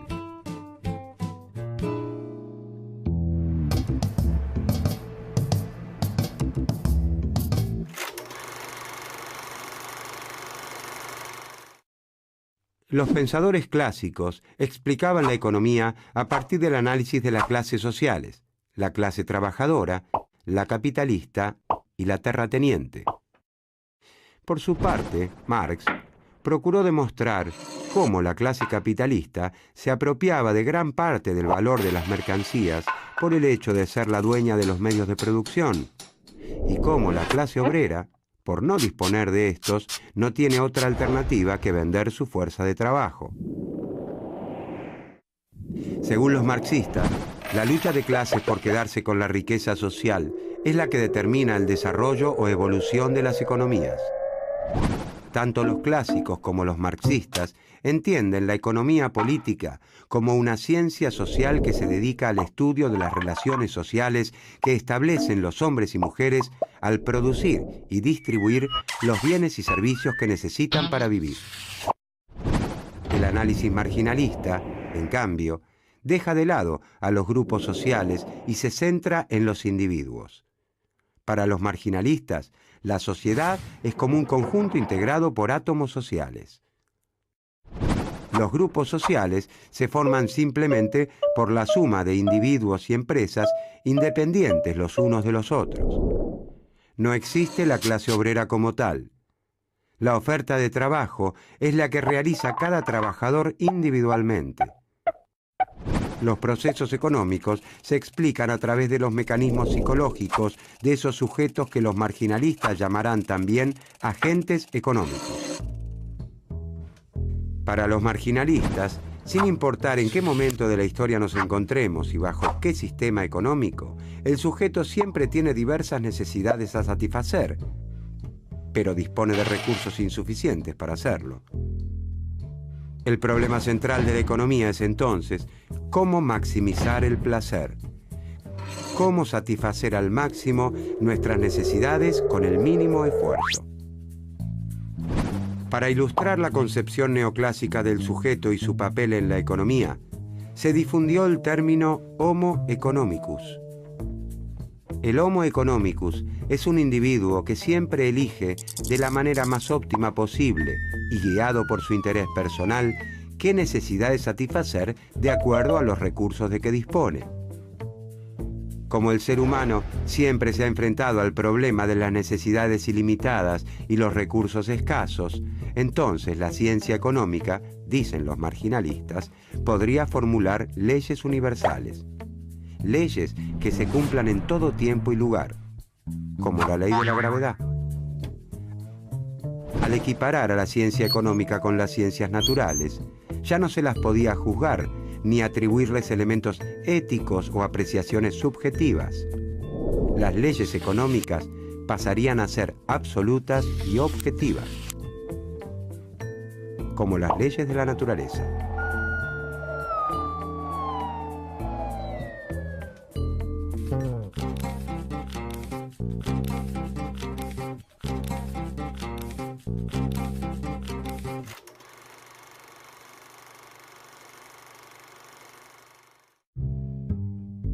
Los marginalistas pretenden ser ideológicamente neutrales en su análisis económico y para ello aplican a sus estudios fórmulas e instrumentos que toman de la física y de la química. En el mismo sentido, las matemáticas pasan a ocupar un lugar central en la ciencia económica. Una idea, por más simple que sea, debe expresarse matemáticamente para que pueda considerarse verdadera. En la actualidad, los economistas saben que un trabajo académico solo será reconocido en los ambientes más prestigiosos si utiliza modelos matemáticos. A través de las matemáticas, los marginalistas intentan encontrar las soluciones óptimas, la respuesta correcta a cada uno de los problemas económicos, desconociendo que la elección de determinado camino o modelo depende fundamentalmente de cuestiones sociales y políticas. Para los marginalistas, esas leyes universales que rigen la economía se derivan de la misma manera que actúa un científico en su laboratorio, aislando y simplificando las variables más importantes de los problemas económicos. Ahora bien, el problema no es la realización de simplificaciones, sino la distancia que puede existir entre esas simplificaciones y la realidad. Si la distancia es demasiado grande, es posible que se esté analizando una realidad virtual o imaginaria, sin punto de contacto con el mundo real. El supuesto principal en que se basan los análisis marginalistas es considerar que los mercados, si no interviene en ellos el Estado o alguna corporación, tienden por sí mismos a una situación de competencia perfecta. En un mercado de competencia perfecta, ningún empresario o consumidor tiene poder por sí mismo para modificar los precios. En un mercado de competencia perfecta, no existen los sindicatos, ni los grupos de presión, ni los carteles de empresas, ni otro tipo de grupos sociales que son tan habituales en nuestros días, pero que también existían a fines del siglo XIX, en los tiempos de los primeros marginalistas.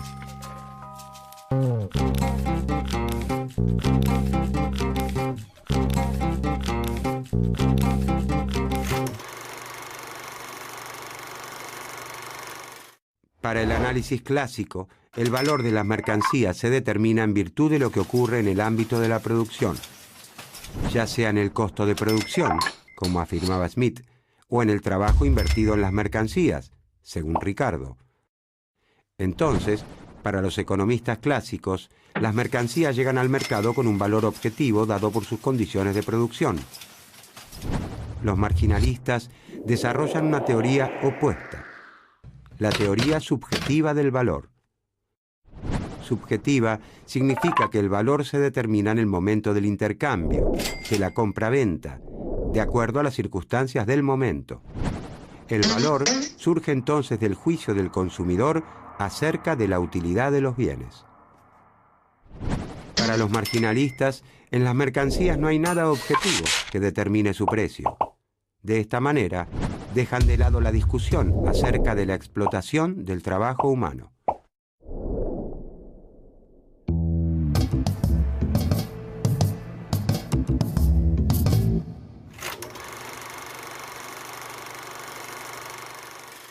Para Adam Smith, el valor de los bienes no podía establecerse a partir de su utilidad. Como ejemplo, mencionaba cómo el agua, siendo más útil que los diamantes, tiene un precio menor. Pero los marginalistas señalan un error en el análisis de Smith. Las cosas útiles tienen precio solo si son escasas, si se encuentran limitadas en cantidad, lo que no ocurre con el agua. Las mercancías tienen precio porque son útiles y están limitadas en cantidad. Según los marginalistas, Smith se equivoca al considerar la utilidad total del agua. Lo importante para los consumidores, lo que determinará su precio, es la utilidad marginal. La utilidad marginal es la que brinda la última porción del producto que se consume y no el producto como tal. Donde el agua está disponible en abundancia, su utilidad marginal es baja. La utilidad marginal de los diamantes siempre es alta, a causa de su rareza. Para el que tiene sed, el primer vaso de agua es más importante que el segundo. La primera porción de agua tiene una enorme utilidad. Pero la utilidad de cada porción adicional de agua irá descendiendo hasta hacerse muy pequeña, nula o incluso negativa, cuando ya se tenga la panza hinchada de los vasos de agua bebidos. En relación a los diamantes, no importa si han sido descubiertos por casualidad o si se han empleado miles de días de duro trabajo en un pozo diamantífero. Porque los diamantes no se valoran por los costos de producción, sino en función de la utilidad marginal que los consumidores les conceden.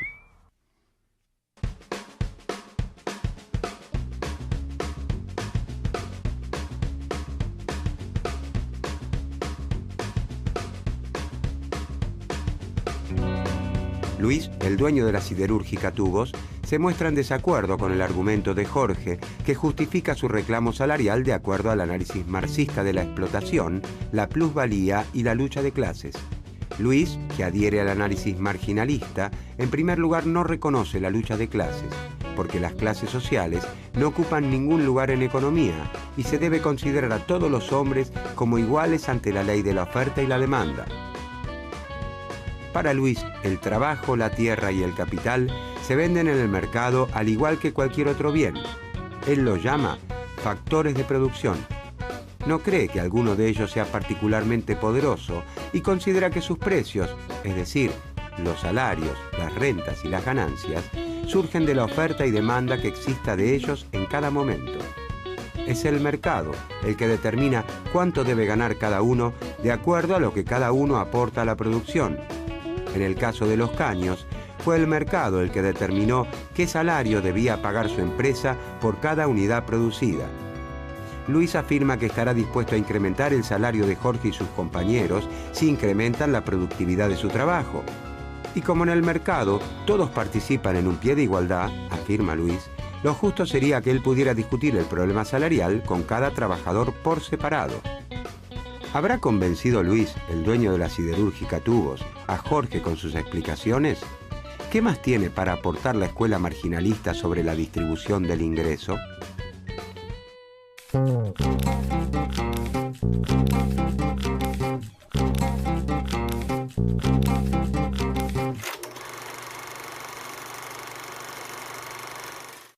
Para el pensamiento marginalista, la oferta y la demanda del factor trabajo se igualan entonces a un determinado precio, que es el salario de equilibrio. El salario de equilibrio es igual a lo que el trabajador aporta a la producción. La lucha de clases no juega ningún rol porque hay fuerzas objetivas que determinan cuánto le corresponde al trabajador y cuánto al capitalista. La distribución del ingreso está dada a partir de lo que aporta cada factor, tierra, trabajo o capital, a la producción. Todos los individuos reciben de acuerdo a lo que aportan. Los marginalistas se oponen a la intervención del Estado como orientador de la actividad económica. El mercado es el mecanismo más adecuado para lograr el mayor bienestar posible de los consumidores y el mayor beneficio para las empresas. Sin la intervención del Estado y de los gremios, el mercado encuentra el equilibrio. La oferta y la demanda se igualan y la distribución del ingreso es justa. No hay razones para que exista el desempleo, porque si se deja que los salarios fluctúen libremente, siempre existirá un precio por el que las empresas estén interesadas en contratar más trabajadores. El desempleo, dicen los marginalistas, es consecuencia de las fuerzas que atentan contra la libre competencia, como los sindicatos y la legislación laboral que limitan la reducción del salario.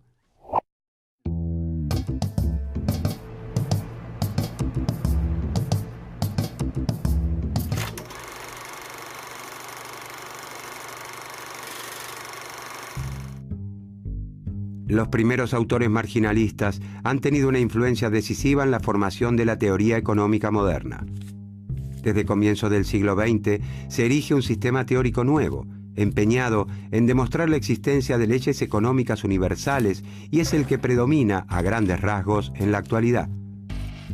El mercado se transforma en el gran organizador de la actividad económica. Todo parece explicarse y resolverse en el mercado. Sin embargo, ha demostrado sus límites. En la historia económica del siglo XX han sido numerosas las situaciones en las que los mercados no pudieron dar respuesta a los problemas que se presentaron.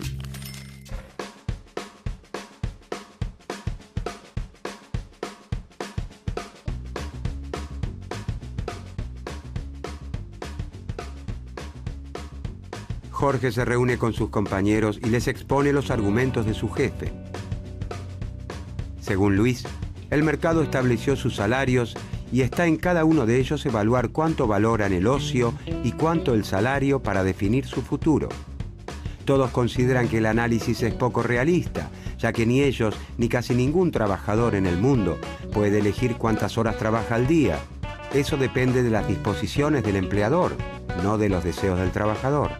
Tras debatir una vez más los pasos a seguir, deciden que a ellos les corresponde organizarse para tomar una medida de fuerza y hacer valer sus reclamos.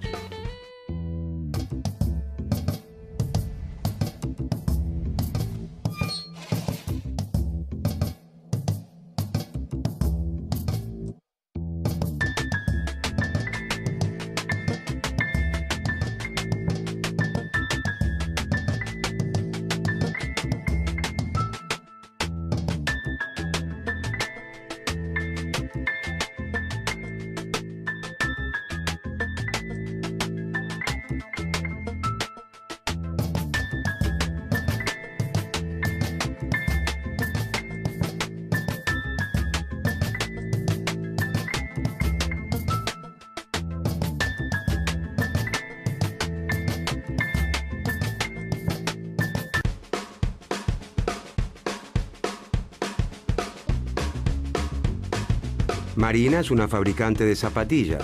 Durante la última década, su establecimiento produjo 100 pares de zapatillas por día, trabajando al máximo de su capacidad. Para eso, Marina necesitó emplear a 10 trabajadores. Pero el último año, la economía de su región viene atravesando una profunda crisis. El desempleo aumenta y las familias destinan sus ingresos a los gastos imprescindibles. Son muy pocos los que piensan en comprarse zapatillas nuevas. Marina estima que ahora le resultará imposible vender los 100 pares que fabrica por día. Por eso, en lugar de trabajar con su fábrica al tope, decide contratar a la mitad de sus empleados y producir solo 50 pares diarios. Aunque los salarios de los trabajadores bajen, Marina no contratará a más trabajadores porque está convencida de que ya no encontrará interesados que puedan comprarle 100 pares de zapatillas todos los días. Como los empresarios de la región tienen las mismas expectativas que ella, todos dejarán trabajadores en la calle, lo que agravará el desempleo.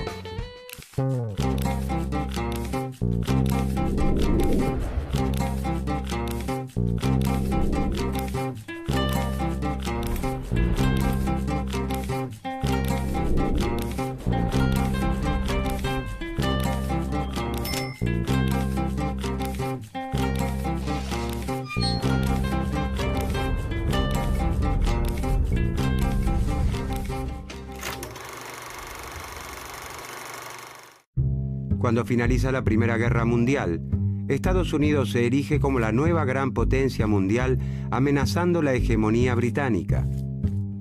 Con sus fábricas trabajando al tope, el clima de euforia contagia a los norteamericanos y los convence de que ese crecimiento será imparable. Estamos en los felices años 20, en los años locos. Este optimismo desenfrenado empuja a gran parte de la población de los Estados Unidos a comprar acciones en la bolsa. Hacia fines de la década del 20, grandes y pequeños ahorristas adquieren gran parte de las empresas convencidos de que ganarán mucho dinero gracias a ese fabuloso crecimiento que se da por descontado. Como muchos eligen ahorrar en acciones, su precio y con él el valor de las empresas crece enormemente. Todo marcha bien hasta que surgen preocupantes señales de que esta ola de optimismo ha llevado a las empresas a producir muy por encima de las cantidades demandadas, exceso que las obliga a detener la producción, acumular stock de mercaderías y expulsar mano de obra. Esto hace que el valor de las empresas caiga a pique y empobrezca a todos los que habían elegido ahorrar en acciones. El 29 de octubre de 1929 pasa a la historia como el Jueves Negro. Ese día se produce el famoso crack en la Bolsa de Nueva York. Esta quiebra financiera tiene un impacto notable. La crisis arrastra a todos los sectores económicos y lleva a la ruina a numerosos bancos. En poco tiempo, millones de hombres y mujeres pierden sus trabajos, sus ahorros y, en ocasiones, sus viviendas. En virtud del peso que había adquirido Estados Unidos en la economía mundial, la crisis se generaliza. La producción y el comercio de Occidente se contraen. Las fuerzas del mercado son insuficientes para actuar libremente, acomodar los desajustes y restablecer el equilibrio. Los países industrializados imponen barreras proteccionistas y reducen el precio de las materias primas y los productos agrícolas, lo que afecta especialmente a los países exportadores como la Argentina. Las ganancias capitalistas se reducen y los trabajadores pasan a vivir en la miseria. Las profecías marxistas parecen cumplirse. El capitalismo muestra su gran debilidad al tiempo que la Unión Soviética desarrolla un sistema colectivista fuertemente aislado y logra sortear la crisis mundial sin grandes contratiempos. El fantasma del comunismo genera un gran temor en los países industrializados. Empeñados en salvar al sistema capitalista, un grupo de economistas proponen abandonar los viejos preceptos dominantes y adoptar una nueva receta. A la cabeza de ese grupo se encuentra John Maynard Keynes.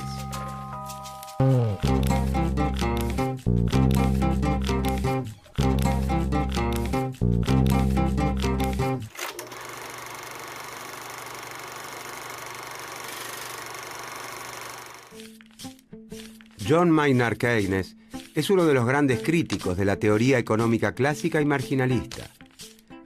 Nace en Inglaterra en 1883 y estudia en la Universidad de Cambridge. Es alumno de Alfred Marshall, principal exponente del marginalismo. Marshall lo exhorta a que abandone su interés por la filosofía y las matemáticas y lo introduce en el estudio de la economía. Como funcionario de Hacienda del Reino Unido, Keynes se ocupa en 1915 del estudio de las indemnizaciones que debe pagar la derrotada Alemania al concluir la Primera Guerra Mundial. Renuncia a su cargo porque entiende que la humillación impuesta al pueblo alemán en el Tratado de Versalles plantará la semilla de un nuevo conflicto bélico.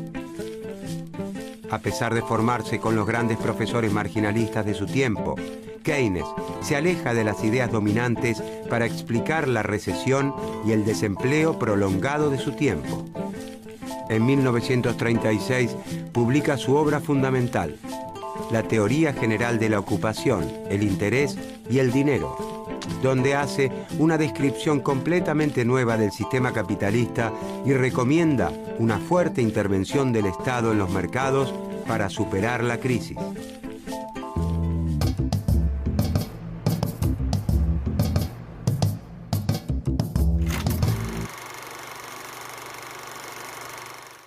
Según el razonamiento marginalista, el desempleo puede ser voluntario o involuntario. Es involuntario o no deseado por dificultades momentáneas de la economía, por el tiempo que demoran los trabajadores en encontrar un nuevo empleo o por el tiempo que necesitan los jóvenes para acceder a su primer empleo. Es decir, para los marginalistas, el desempleo involuntario es originado por motivos menores y fundamentalmente pasajeros, transitorios. El resto del desempleo es siempre voluntario, por voluntad de los propios trabajadores que prefieren el ocio al empleo o por las regulaciones que traban el funcionamiento del mercado. Estas regulaciones pueden ser los convenios colectivos de trabajo o el salario mínimo. Según el pensamiento marginalista, si los trabajadores, organizados en sindicatos, y el Estado no interfirieran en el mercado laboral, los salarios podrían bajar libremente hasta el punto en el que desaparecería el desempleo, ya que a un salario menor, los empresarios estarían siempre dispuestos a contratar más trabajadores. Keynes se opone a esta tesis, afirmando que el desempleo involuntario o no deseado puede ser permanente, no solo transitorio. Observa que a pesar de ofrecer su fuerza de trabajo a salarios más bajos, los obreros de los países azotados por la crisis tampoco consiguen empleo. Y afirma que esto se debe a que la demanda efectiva es insuficiente.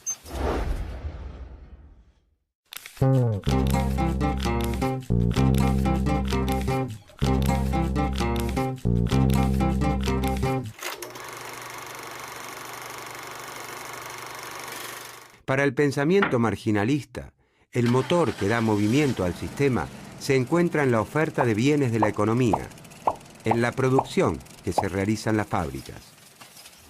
La ley de Say sintetiza ese pensamiento hasta entonces dominante al afirmar que toda oferta crea su propia demanda.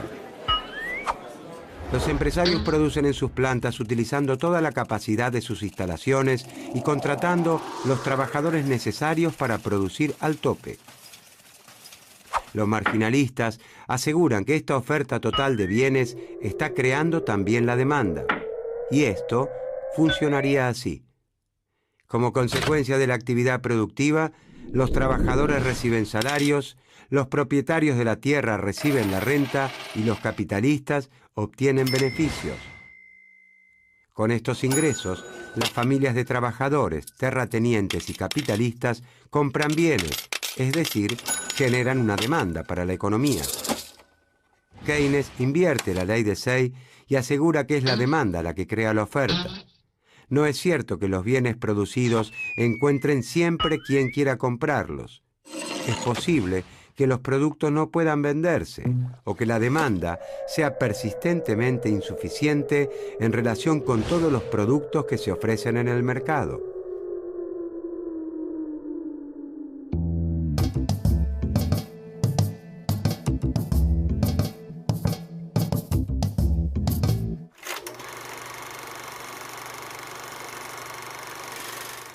La demanda de bienes que se realiza en un país tiene dos motivos: el consumo y la inversión. El consumo depende del ingreso de las familias, los salarios de los trabajadores, los beneficios de los empresarios y las rentas de los propietarios de la tierra.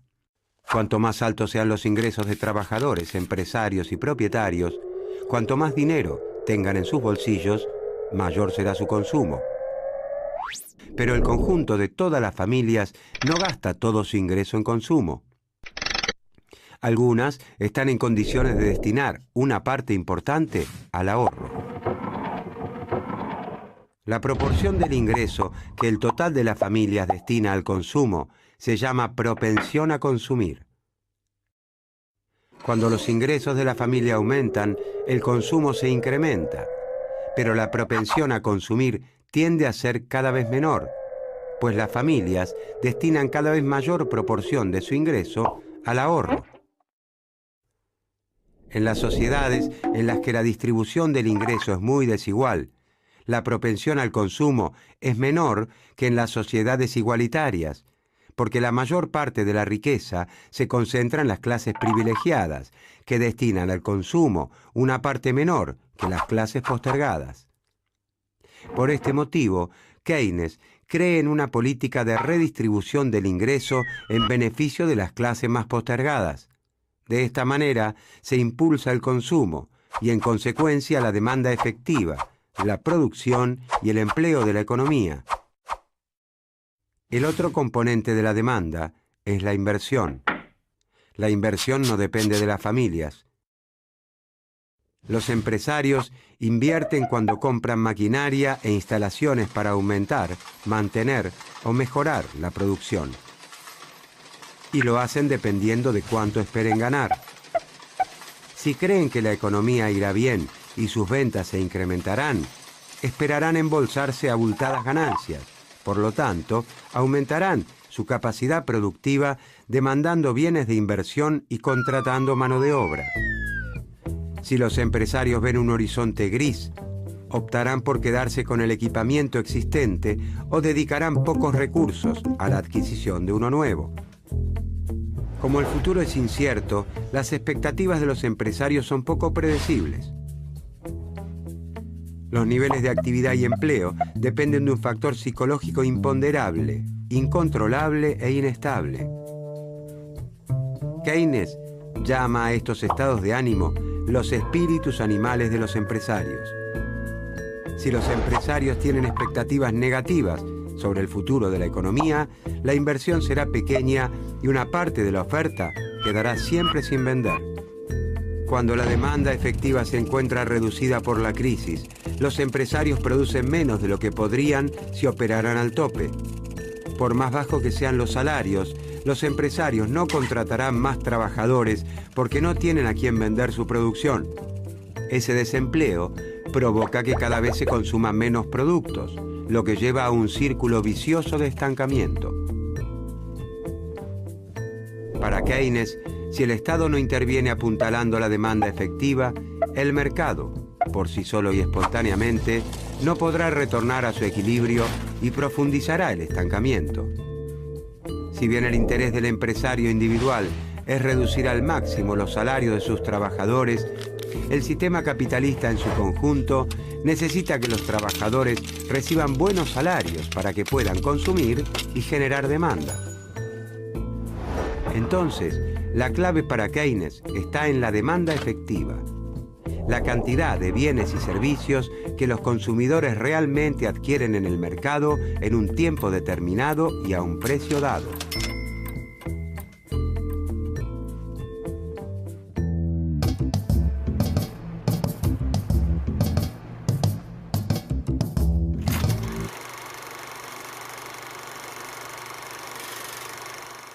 El Estado es llamado por Keynes a impulsar la demanda efectiva. Para combatir el desempleo, Keynes sostiene que el Estado debe intervenir incrementando la demanda efectiva. Si la demanda efectiva aumenta, los empresarios estarán dispuestos a aumentar la producción, a utilizar sus plantas al tope y para ello deberán contratar cada vez más trabajadores. El Estado cuenta con dos herramientas para aumentar la demanda efectiva: la política fiscal y la política monetaria.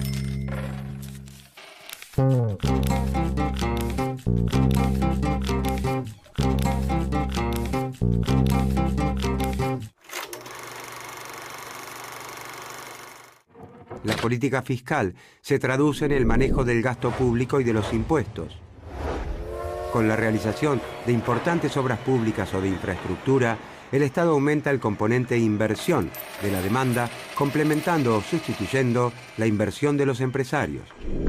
Los trabajadores contratados, antes desempleados, disponen ahora de un ingreso que destinarán a aumentar también el consumo. Si se construyera infraestructura destinada al transporte o a la energía, estos trabajadores estarían incluso contribuyendo a la futura inversión privada porque reducirían los costos como flete y energía.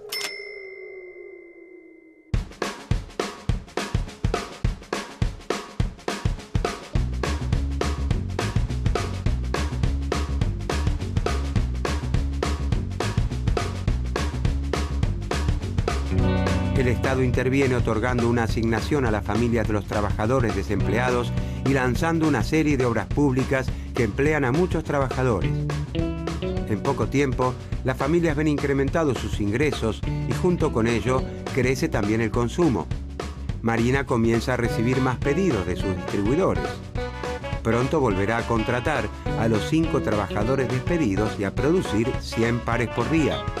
Su ingreso se incrementa y vuelve a destinar una parte importante al ahorro. Marina cree que la demanda crecerá mucho en el futuro.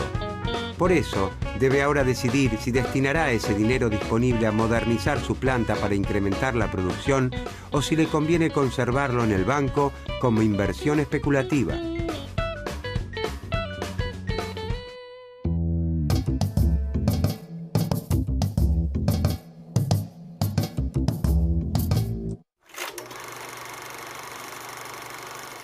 La otra herramienta de que dispone el Estado para alentar la demanda efectiva es la política monetaria. Las decisiones de inversión de los empresarios para aumentar la producción no solo tienen en cuenta la rentabilidad que esperan obtener gracias a la adquisición de maquinarias y equipamientos. Los empresarios también comparan las ganancias que lograrán haciendo estas inversiones con la tasa de interés. La tasa de interés les muestra la ganancia que podrían obtener utilizando el dinero disponible para invertir si lo destinaran a inversiones especulativas, como constituir un depósito a plazo fijo. Además, la tasa de interés les muestra a los empresarios el precio que deben pagar al banco para que les otorguen un préstamo destinado a equipar o modernizar su capacidad productiva. Keynes dice que la tasa de interés tiende a permanecer en un nivel demasiado elevado, compitiendo y atentando contra la inversión productiva, y que ese nivel elevado se debe a la preferencia por la liquidez, la preferencia de los inversores por disponer de todos sus ahorros en efectivo en lugar de realizar inversiones productivas. Este comportamiento, según Keynes, se fundamenta en la incertidumbre que existe en la economía. Entonces, para convencer a los inversores para que realicen plazos fijos, los bancos incrementan la tasa de interés y desalientan, por otro lado, la inversión productiva.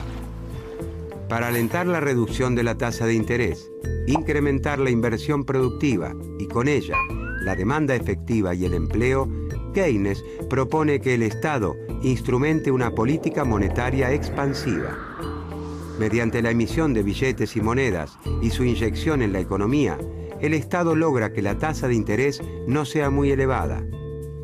Si hay mucho dinero en la economía, el precio de ese dinero, es decir, la tasa de interés, tiende a caer. Una tasa de interés baja estimulará a los empresarios a endeudarse con los bancos para invertir, lo que aumentará la demanda efectiva, la producción y el empleo.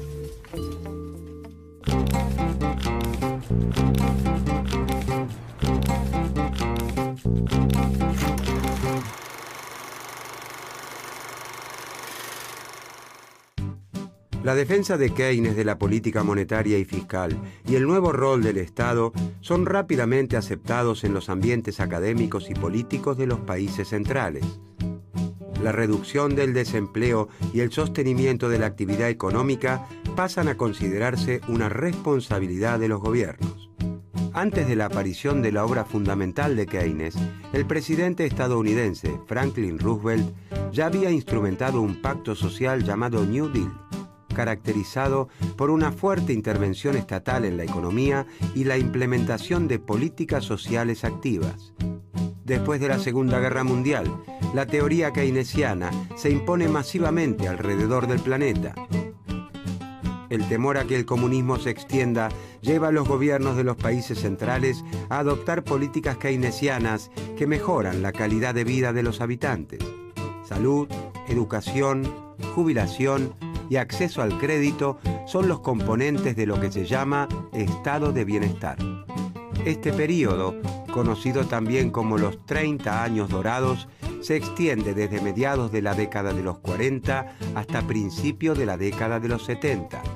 Fundados en los acuerdos de Bretton Woods, donde se asentó el orden económico occidental entre las potencias vencedoras de la Segunda Guerra, se establecen mecanismos de coordinación institucional internacional para evitar desajustes que hagan peligrar la producción y el empleo.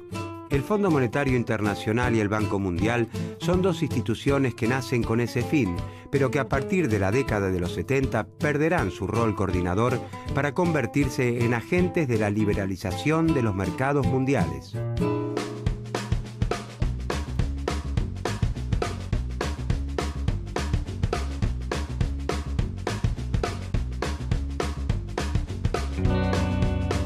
Lograda una primera reactivación productiva con el incremento del gasto público, el Estado decide ahora instrumentar una política monetaria expansiva. Para eso emite billetes y monedas y los vuelca en la economía. Las tasas de interés se reducen. Marina y el resto de los empresarios entienden que no les conviene conservar su dinero en plazos fijos. Es muy poca la ganancia que obtienen de los bancos y obtendrían mucho más si lograran producir y vender mayor cantidad de bienes y servicios. Como hay mayor cantidad de dinero en manos de las familias, Marina está convencida de que la demanda de sus zapatillas crecerá. Por eso retira su dinero del banco y además pide un préstamo para la compra de nueva maquinaria que le permitirá aumentar la producción a 140 pares de zapatillas por día. Marina sabe que necesitará también contratar más trabajadores para que manejen esas máquinas nuevas. En consecuencia, se reducirá aún más el desempleo. Las decisiones de política fiscal y monetaria del Estado, basadas en el pensamiento de Keynes, surten el efecto deseado.